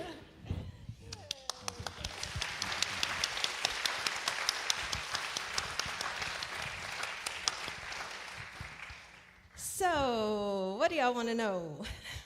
Oh, we have a microphone that can come from back here. 1, 2, 1, 2. We have a microphone back here, so make sure everyone can hear your question. Here you are, Darryl. Okay. Thank you. And thank you for the panelists and your guidance, Zelda.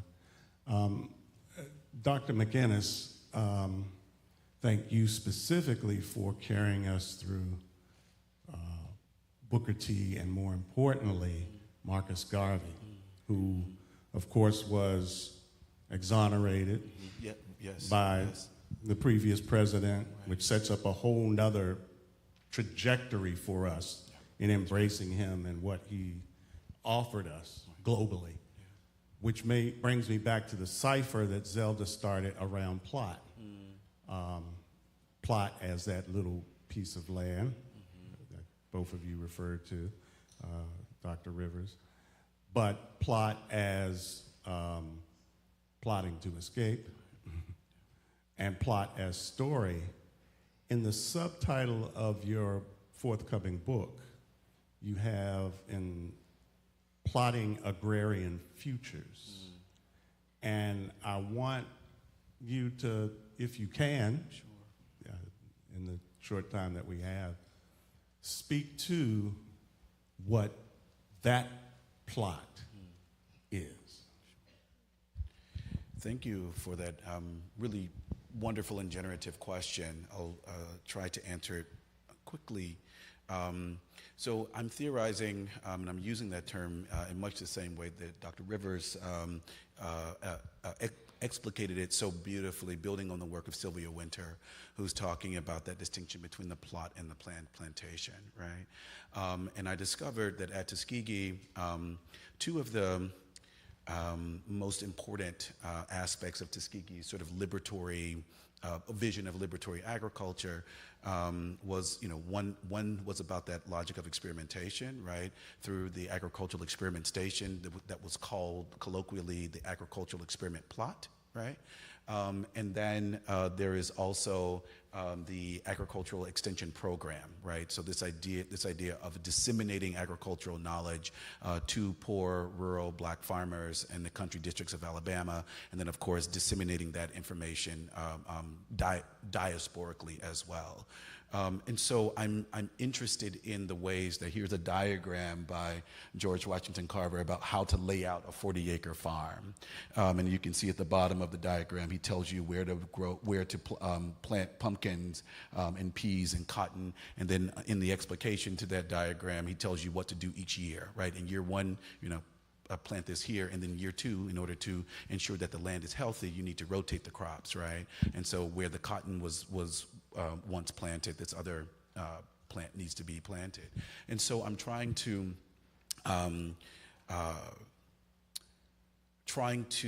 demonstrate the ways that, at Tuskegee, they're trying to take that logic of plotting, right? And all of the resonances of that meaning, and they are trying to scale it up. And I talk about, the problem of scale, right? What happens when you scale it up too much, right? And it gets us back to the plantation, right? And that's a site of capitalist over-extraction, right, and exploitation, right? And so how that tension is a part of the agrarian futures, the ways that that's at the heart of the ways that Black people around the world envisioned the significance of agriculture as a mode of liberation, right, in slavery's aftermath. Yeah.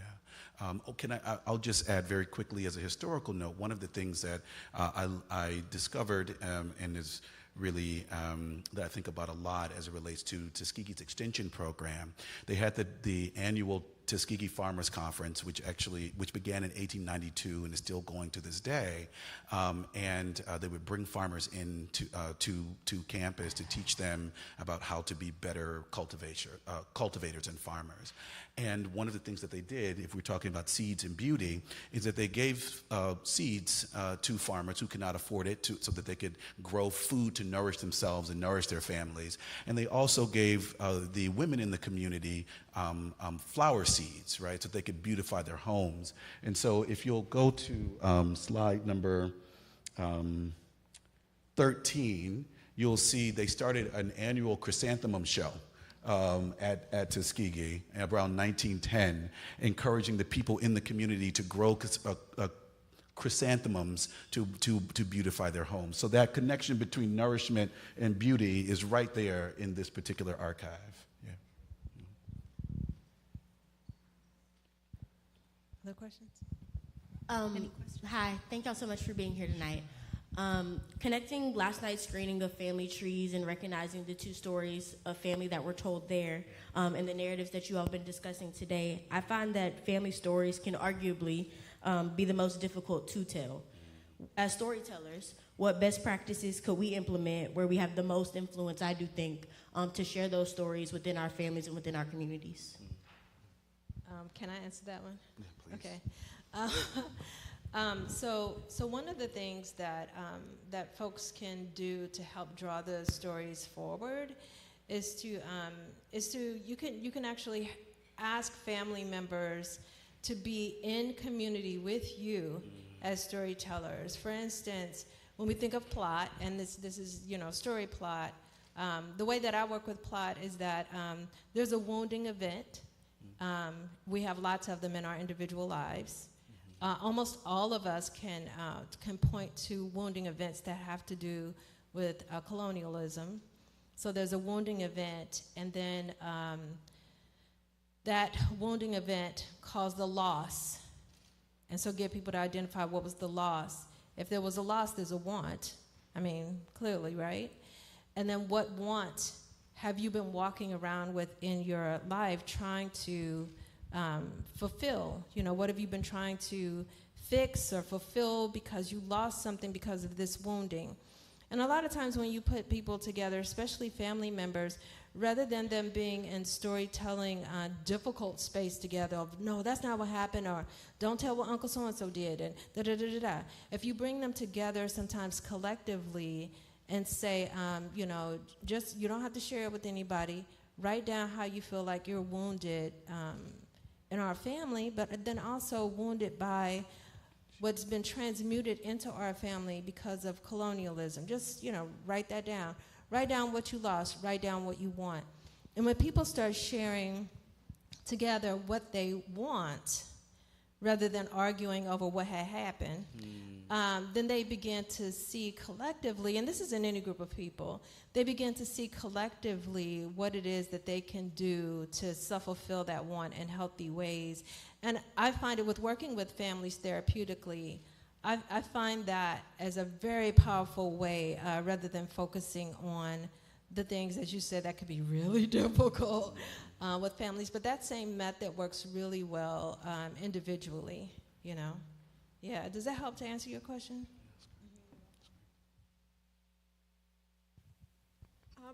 I'm actually making a statement and sort of asking a question at the same time. Mady Halzuma, of course, was the first president of the North Carolina Federation of Women's Clubs, and it was nice for the Federation to be recognized today.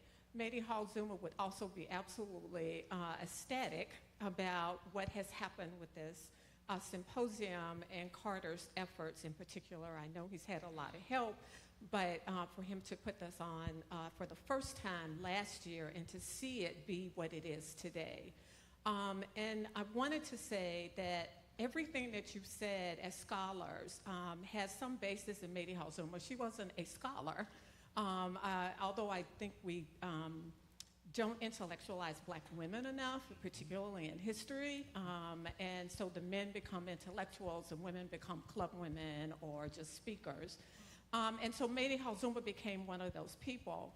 But what I wanted to point out is that the conversation about Booker T. Washington, about the Marcus Garvey, they were all in town. They all came to Winston-Salem and this area, and they were raising money, and very much through this agricultural sort of perspective. And so they used what they had to get people interested. The beauty aspect of it as well, Mady Halzuma was appointed in the 1930s to a committee. Her job was to beautify, help people, particularly poor Black people, beautify their homes. And so her job was to get them to encourage them to plant gardens.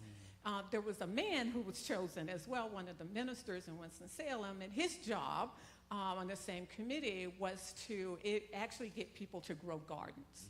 So that was in the 1930s when people lacked food, and it's particularly African Americans. So everything that you've said here goes back to her for me. And so I've been fascinated by how all of this has always seems to come back to these women who were very much a part of that organization. There were men as well, but they were very much a part of that organization, and that they have in many ways brought us back home. Looking at this annual chrysanthemum show, and these are the things that they were all doing. She had a lily pond in her backyard, would have parties in their backyard, and she was known for her flowers both in North Carolina as well as in South Africa. So it warms my heart to see what Carter has been able to do. I told him that he has outdone himself from last year, and to see Mady Halzuma still being a part of this. And so what my question to you, after all that long, drawn-out conversation, is how do you see this continuing to grow? Because it has expanded this year in ways that I never could have seen last year. Dr. Rivers, do you want to take that up? I want to also ask you within that, because there was another, for me, question embedded in there that had to do with home and food and family, which is what you're working with right now. But that continuation of answering anything that you want to say that really extends Mediho Zuma's legacy, and then also about what's next for next year? Like, what do you see this can turn into?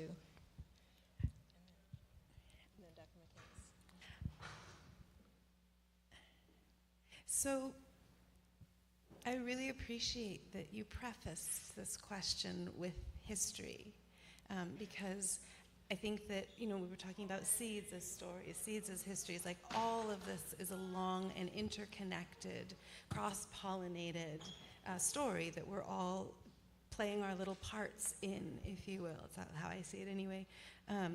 And I can't speak for what's next for maybe this particular symposium, but I know that what I've been nourished by is this sense of growing connections, the sense of growing community. And I think about how we were talking about possibly bringing home a rhizome from a garden far away, right? And we can each leave this, and we have our little rhizome, or we have literally seeds, right? And we have the seeds of stories, the seeds of ideas, the seeds of relationships and connections that we can all go put in our little piece of life and soil that will continue to grow in ways that are will all be unique, but having shared an experience like this, and I can only imagine that will continue to grow individually and collectively next year. I would not presume to imagine what that would look like in symposium form.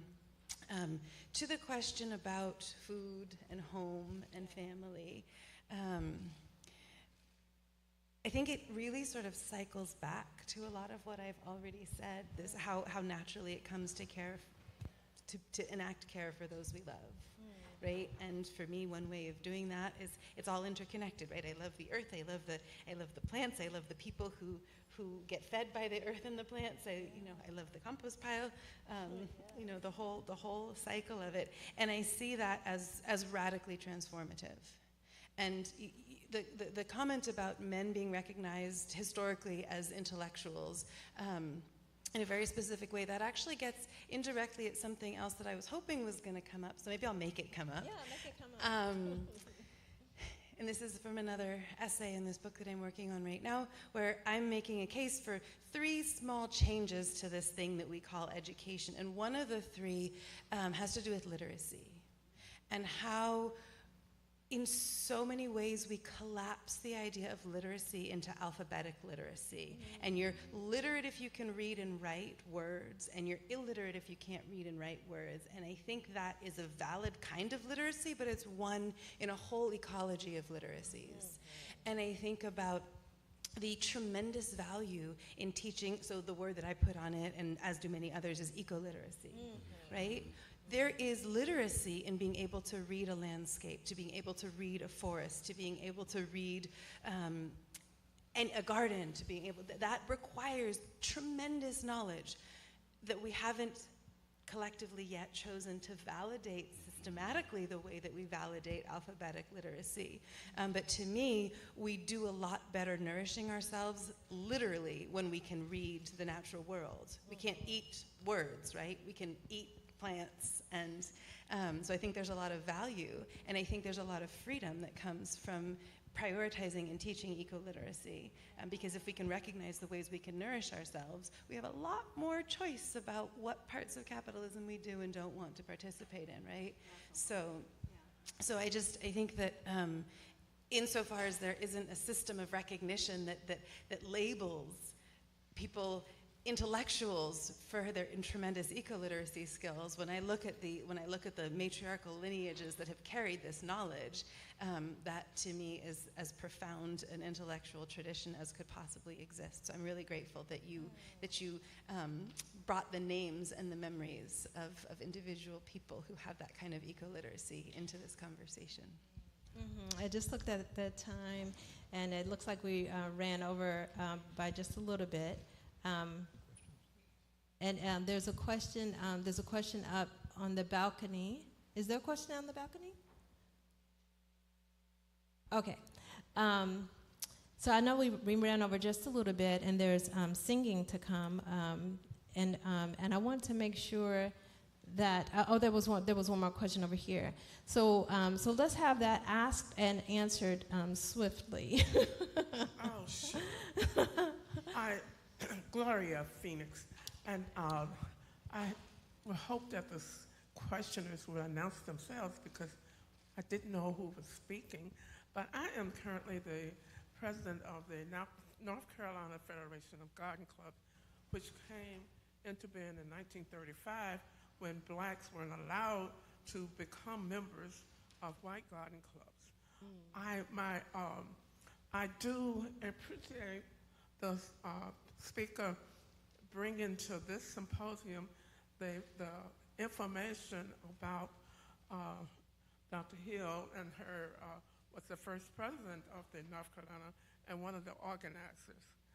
But and this would not have been, this symposium is the second one, but the thing that has happened is that this year, the University of North Carolina in Chapel Hill has invited our organization to host our convention on their gardening site.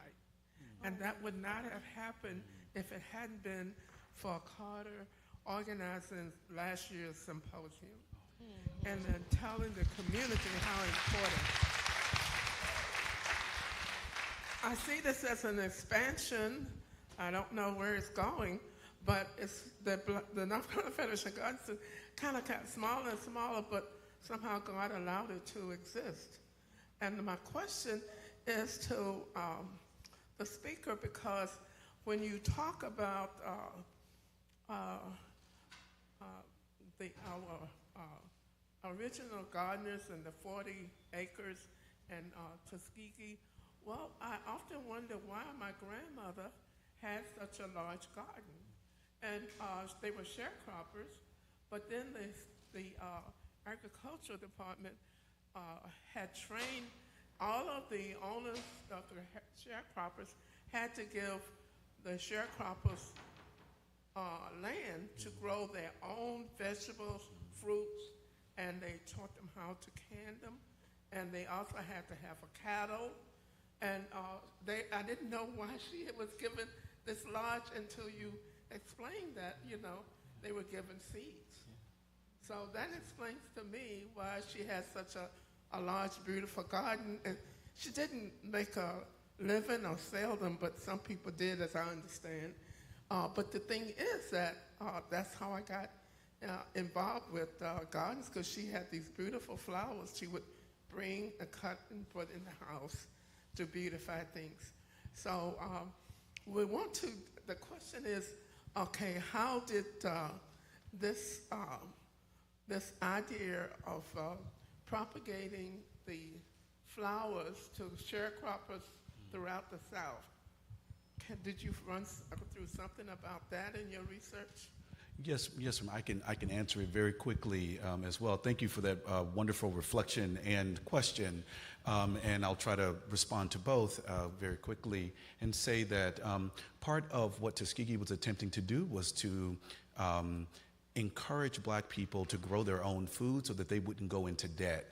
Right? Many of them lived as sharecroppers and tenant farmers, and on those large plantations, there were local commissaries, right? Stores, and the prices would be hiked up, right, in those stores. And so what they said, their sort of mantra was, grow your own food so that you don't go into debt trying to buy, right, food that you can grow from the soil yourself, right, and then get stuck in perennial cycles of debt, right, because we know that, unfortunately, many sharecroppers and tenant farmers were, many of them were illiterate, right,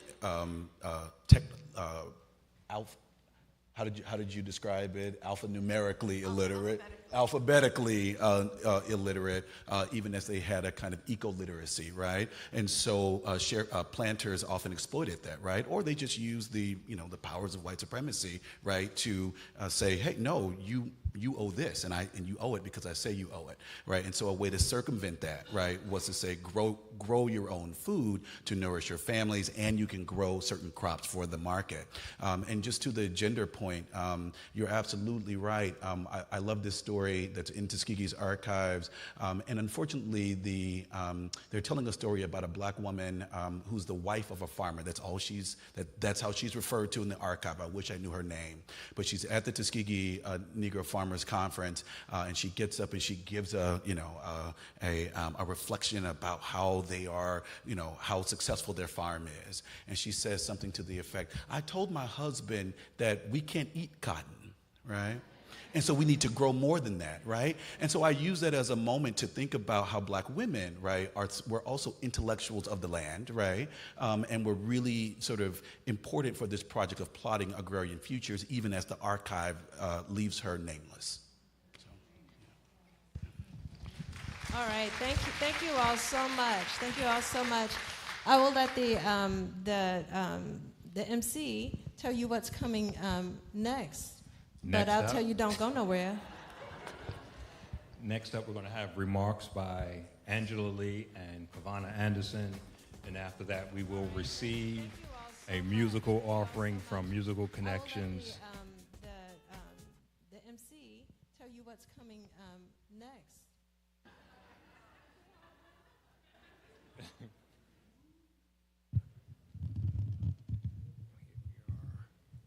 Yes.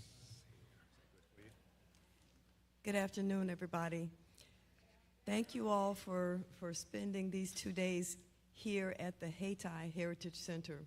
We're so pleased to have hosted this wonderful program again this year. Thank you to Carter and everybody who was involved in planning and the execution, and for all of the attendees. They say that the people shall perish for a lack of vision. Well, certainly, our folks have had vision, and vision has sustained us and continues to carry us forward. Thank God for the vision of the folks who thought to form the North Carolina Federation. Thank God that in 1891, it was a vision that Reverend Eden Markham had to open this church, St. Joseph African Methodist Episcopal Church, that has stood here since 1891. And thank God that when the church relocated 50 years ago in August, there were 5 visionaries who thought to form the Haiti Heritage Center for Cultural Arts and Arts Education. Truly, it has taken vision to bring us all from where we've come, and it'll take vision to continue to carry us forward. One of the things that I took away from the film last night was the succession planning, the idea of envisioning the next 500 years. 500 years, that's incredible. But you know, the Haiti Heritage Center has been here for 50. We have withstood all sorts of challenges, including COVID-19. We're still here, we're thriving, we're in this space that is reverent. The spirit of the ancestors is alive and well. So as we continue to put our collective visions together, it's just really unimaginable the good things, the positive things that will come, not just for this generation, but for generations and generations to come. So again, thank you, Carter, thank you everybody who participated in this beautiful weekend, and I hope that we'll see you here at Haiti again. Again, this is our 50th anniversary, so stay tuned. We will have other really exciting programs for you to enjoy. Thank you.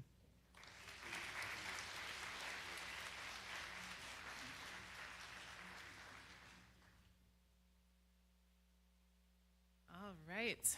Wow.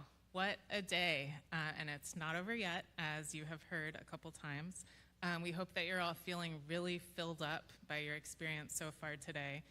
This is the second time we've done this. We did it first last March, and by this I mean this incredible partnership that's really the brainchild of Carter Q at Durham County Libraries, and then together with Duke Gardens and the North Carolina Botanical Garden, so many sponsors, and then all of you who are here in person, online, people who will view the recording.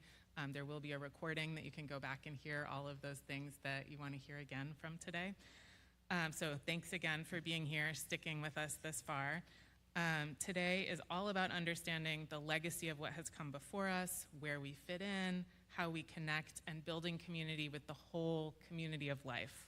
And one of the ways that we can understand our relationship as humans with the rest of the community of life, which includes, of course, plants, but also fungi and insects and bacteria and on and on and on, is through listening, which we've done a lot of today. In the book, The Song of the Trees, David George Haskell writes that to listen is to learn what endures. It's an archive and a legacy of what has come before. And so it's very fitting that we're ending our time here in the auditorium today with a brief experience listening and participating in song before we move into the lobby for a seed swap and a social where we can share our reflections on the day and continue building our relationships with each other. Sound is a way that we connect, and it is touch over distance, and it can affect us in surprising ways. I share these facts every chance I get, so some of you have already heard them many times.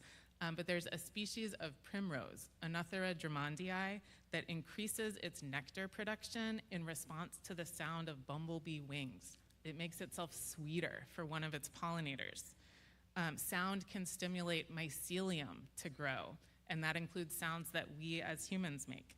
And then for our human bodies, listening to things like bird song when we're out in the garden or whenever we're outside, it can reduce stress, boost memory, enhance concentration.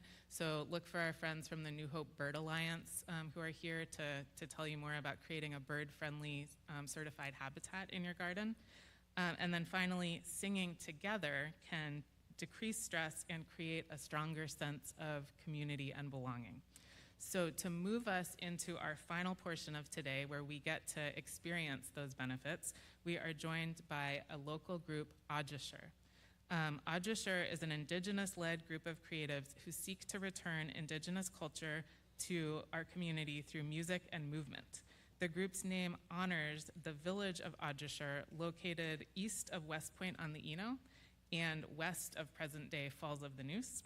In 1698, this village was a bustling epicenter of trade, primarily occupied by Saponi and Eno, and residents also included other indigenous peoples of differing languages, cultures, and societies. So today, this modern-day family of creatives perform ceremonies honoring our water, land, sun, fire, animals, and original language and culture. So we're joined by Ajishur, who will share some song and then lead us out into the lobby where we can enjoy refreshments. There are books to be for sale. Terry Spate can sign her book.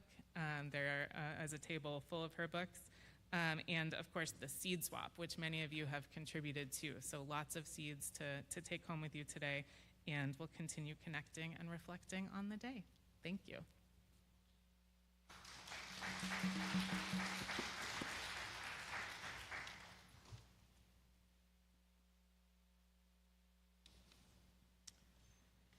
Hi again, new hat.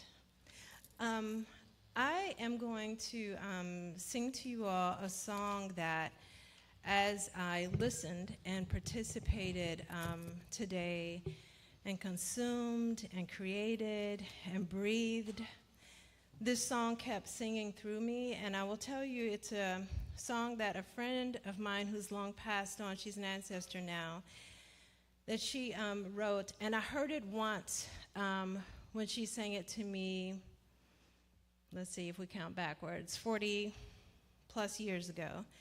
And for me, it really embodied everything that we've talked about the land, about how it is that we love ourselves and we love the land and nature and our indigenous selves, but then also how we can allow our wounds to not become magnified by our thoughts of what happens when we internalize some of the things that have happened. So here we go.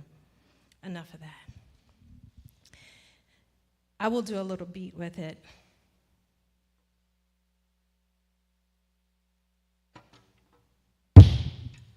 That was the first beat.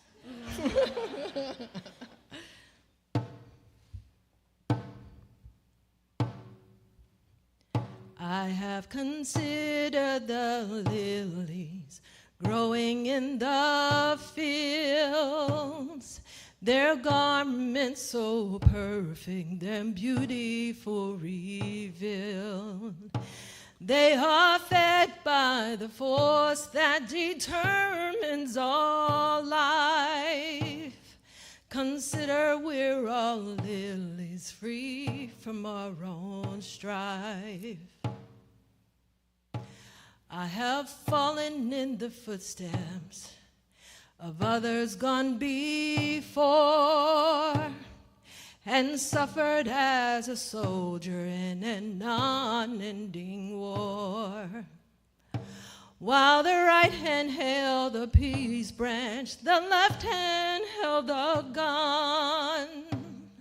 My heart became a battleground, each piercing bullet stung.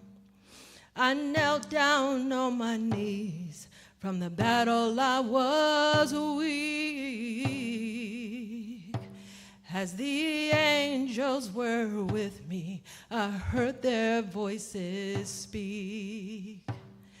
The past has only made you who you are. You can measure what it's worth, but don't take pleasure in the scar. I hid my face in terror and prayed the deed be done. But with faith as my weapon, the raging war was won. As anger surrendered, I heard love's trumpet sound. As fear, pain, and ugliness were buried in the ground. I have considered the lilies growing in the fields, their garments so perfect, their beautiful revealed. We are fed by the force that determines all life. Consider we're all lilies free from our own strife. Ooh.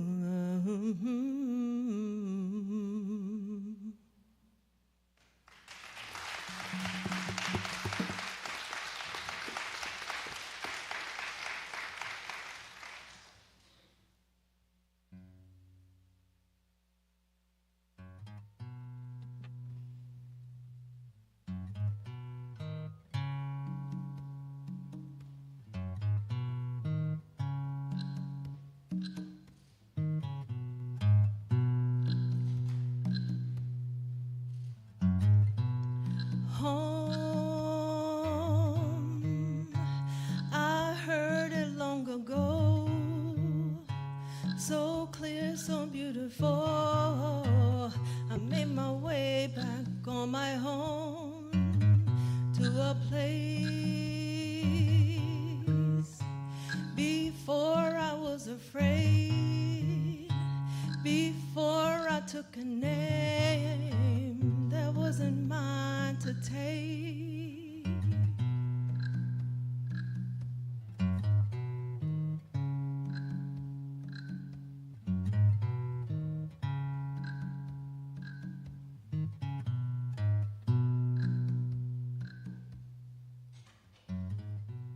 Sally Ray Harris.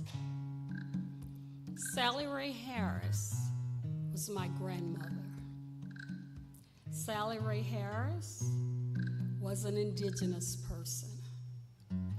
She was Saponi and Tuscarora. Sally made her home along the banks of the Eno River. But Sally could not remain home, so she walked. Sally walked. She walked the Eno River to the Little River, to the Flat River, to the Dan River, to the Roanoke River, and to the Staunton River. Sally walked to Virginia. And then Sally would walk back from the Staunton River, the Roanoke River, the Dan River, to the Flat River, to the Little River, to the Eno River. Sally had a family. Her husband, Frank, and 13 children walked with Sally. Why? Why? Why did Sally walk? Sally walked because there was a discriminatory tax applied to free people of color. Had Sally stayed in one place all the time, she would have had to pay a tax for herself, her husband Frank, and all 13 children. So Sally walked. Sally walked, but she really wanted to stay home.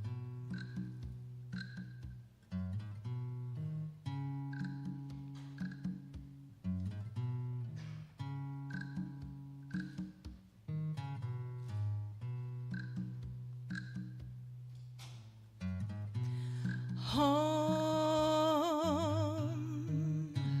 I heard it long ago, so pure, so beautiful.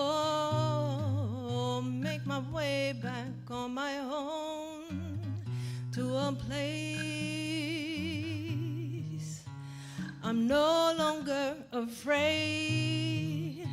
I took back my name that wasn't theirs to take.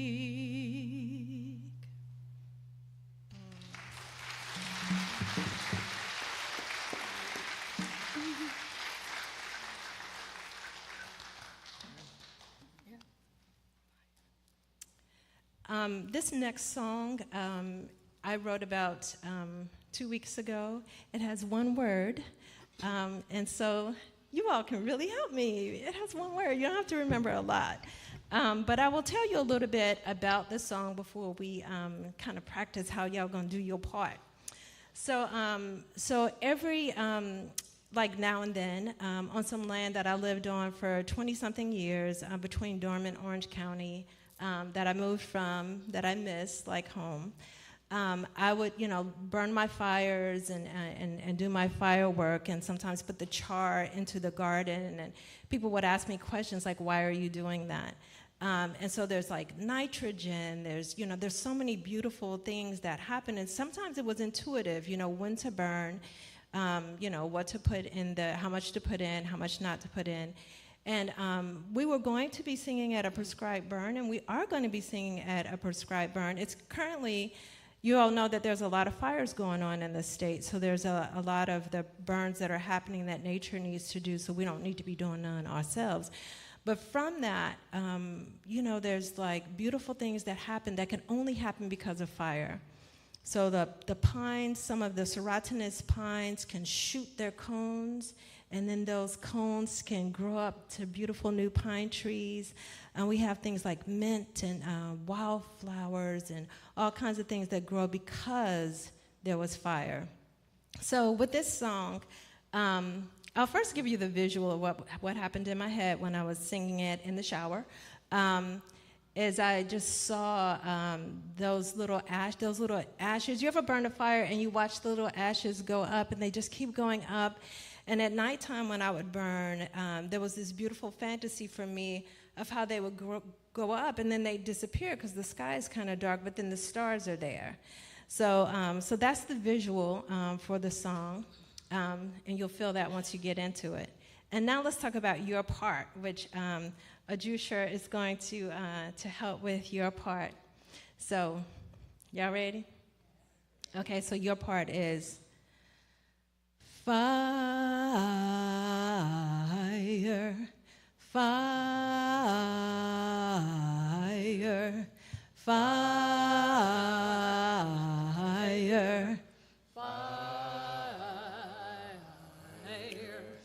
fire, hey, fire. Okay, you got that? Now, like you said, boom. So now the fun part will be, so you're the fire. You know how some of the fire, it's got a lot of work to do, like those big giant logs that turn into these giant, beautiful, flaming char. You know, you're gonna stay and do that part. Your thing is, you can't lift off the ground and go with me when I go, right? You gotta stay because you're holding the fire steady. Fire. And then I'm gonna take off and I'm gonna, just so you hear it and don't get like, what the heck just happened? I'm gonna be fire, fire, fire, fire, fire, fire, fire, fire. Okay? All right, but you just keep doing your thing, right? Okay. All right, so let's start with fire, louder, fire, fire, fire, fire, fire, fire, fire, fire, fire, fire,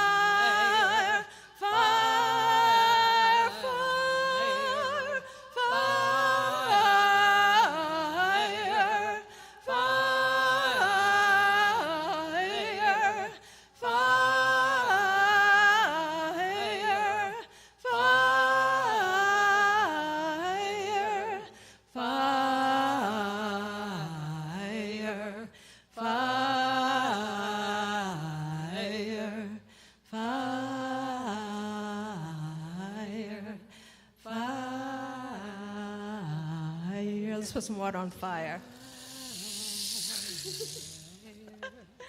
Oh, that was fun.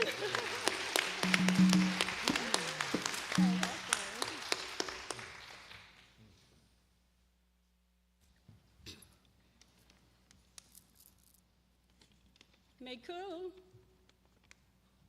Meku. Meku. Meku Ramenke Kiho Hook. Welcome to all who come here. Beverly A. Scarlett Mingi Kohanese. I am called Beverly A. Scarlett. Alamance, Durham, Negos, Orange, Amai, Ajusher, Eno, Okanichi, Shakori, Sisapaha, Waitiwa. Alamance, Durham and Orange County is the home of Ajashur, Eno, Okanichi, Shakori, and Sisapaha. Ina, Mim, Yama, Ajashur. I am mother of the band Ajashur. We, Ohake, Zelda Lockhart, Yamahe. My daughter of the band, Zelda Lockhart, is on vocals. We, Teka, Lucas Brown, Yama, Guitar A. My son of the band, Lucas Brown, is on guitar. We, Taka, Santos Flores, Yama, Congos A. My son of the band, Santos Flores, is on congas. We, Taka, Xavier Adams, Yama, Gear, A. My son of the band, Xavier Adams, is on gyro. Biwa. Thank you.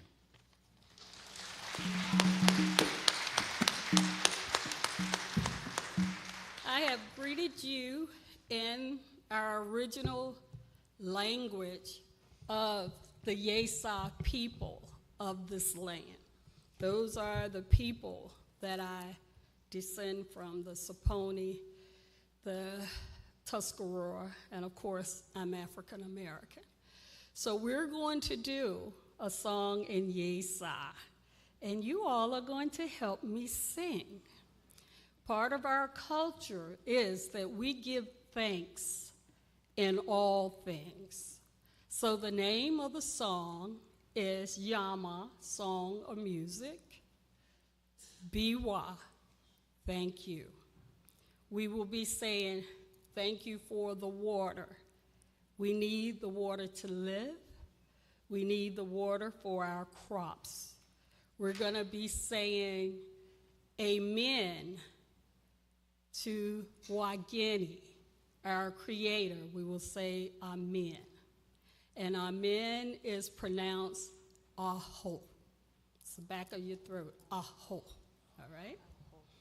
We will be saying thank you for the land, Ama. And we will be saying amen to the people, Yesa, all right?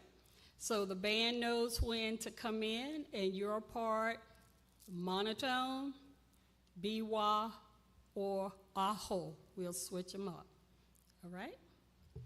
Okay. Yesa, Yesa, Yesa, Yesa, Mani biwa, Mani, Mani, Mani, Again, Wagin,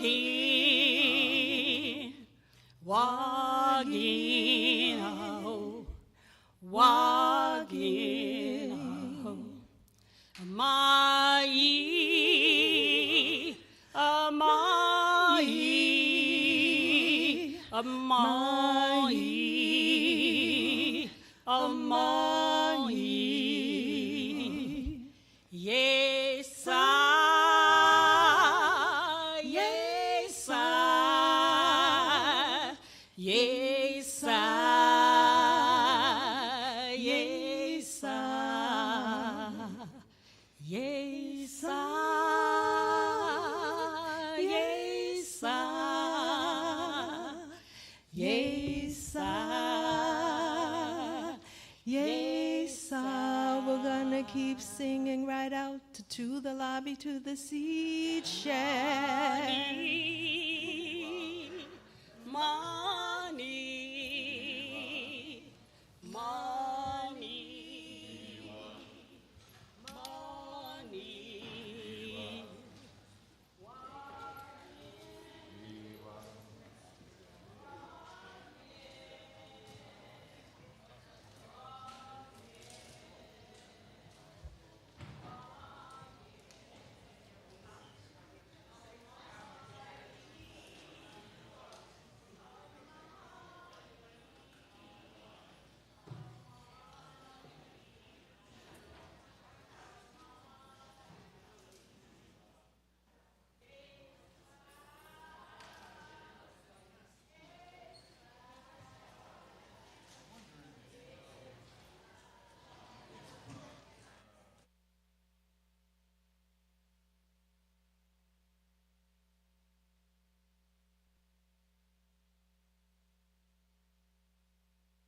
Your day. I want you to feel safe and harm.